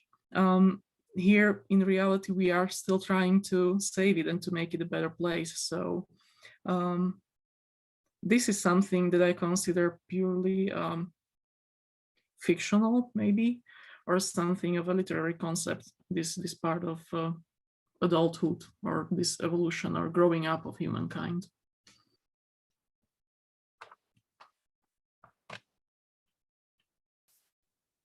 Do you have anything to add, Andres? Yeah, the phrase of the year, you're on mute, right? Sorry for that. I think that the most important thing is the features of the female character for an apocalyptic fiction, because she is a woman and she's got a multicultural inheritance, and she worries about things women worry. And we haven't seen these on any former apocalyptic fiction novels. So, I mean, not even in the Handmaid's Tale, right? So, which I mean, I would say that in regards to literary quality is better. Like Margaret Atwood has a great literary quality, but in terms of the character, this Lauren Olamina has lots of innovations that are just being recalled. And I mean, let's think about it. It was written 20 years ago, so on 1993. So no more, 30 years ago. So we haven't studied this Octavia Butler's text seriously. That's my belief, and that's why I choose to talk about it now. Thank you.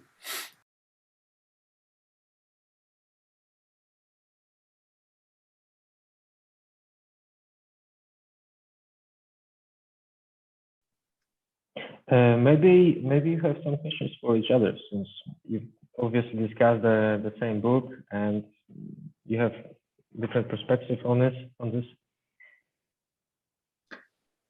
Maybe not a question, but I found it interesting when you mentioned female hygiene artifacts, you called it, as they were mentioned in the parable of the sower, because if I remember correctly, it's interesting to note that not only the tampons were mentioned, but still, when we talk about the maybe feminine and masculine perception of intimacy and hygiene and sexuality, it's interesting to see that at first that there was that the women were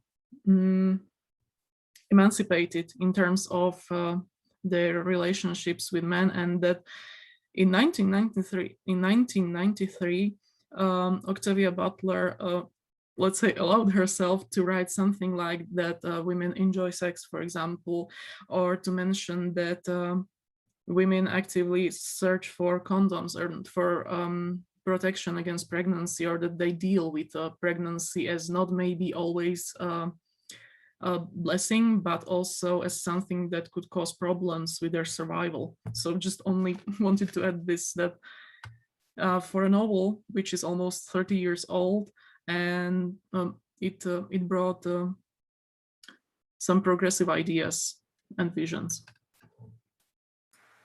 Oh yes, Georgia, I didn't mention that, but you are right. I totally agree with you. This is also the first apocalyptic fiction novel where I see that women are not afraid of mentioning sex and enjoying sex in this landscape of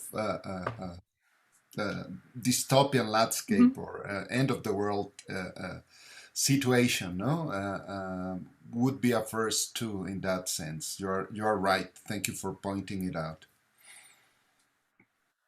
Yeah.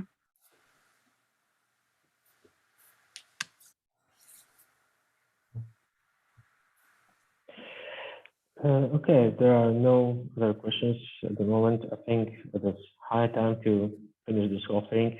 It's been 2 days. Thank you guys for joining us again. And also, I would like to thank Zuza and Kasper for moderating the couple of Thank you also for talking with us. Thank you, everyone. My Thank you. pleasure. Thank you for your Thank invitation. you. Also, I would like to say, yeah, thanks for wanting to join us this time. Perhaps it will be possible next time. I hope to see you in person. And Mexico is also on my list, so you never know, Andres. I'd be very happy to join Sure, in you'll be person. happy to have you here, to host you here, guys. And see you on the next one, 78 edition. Hey. So, Yeah. thank you very Yeah. much. Hope that you enjoyed, and that would be last prelection and the end of PhilosophyCon, the 7th edition of PhilosophyCon. We were really happy that you joined us. Thank you very much, and hope that we will see you in next edition next year. I hope so too. Goodbye. Goodbye. Have a nice day. Thank you. Bye. Bye. And also, one last thing for our Polish viewers, it will be in Polish. Yeah, I will understand. Anyway, here. Musimy wracać z Krakowa na Śląsk. Dlatego nie zrobimy jednak quizu, za co jeszcze raz przepraszam. I zrobimy osobną okazję. I wtedy jeszcze porozmawiamy o Dunie. Porozdajemy wszystko, co dla Was przygotowaliśmy. Dziękuję wszystkim za udział. Thanks. Dobranoc. Do zobaczenia w może lżejszych czasach. Może jak będzie jaśniej, cieplej, tym mniej covidowo. Chcesz coś dodać? No, myślę, że to samo. Do zobaczenia następnym razem, na następnej edycji w lepszych, może bardziej stacjonarnych też warunkach. Może więcej będzie miejsc stacjonarnie, albo więcej z kolei, nie wiem. Myślę, że ta edycja tak czy siak była dość udana, więc... To jest młodość i optymizm. Dziękujemy. Do widzenia. Dziękujemy wszystkim.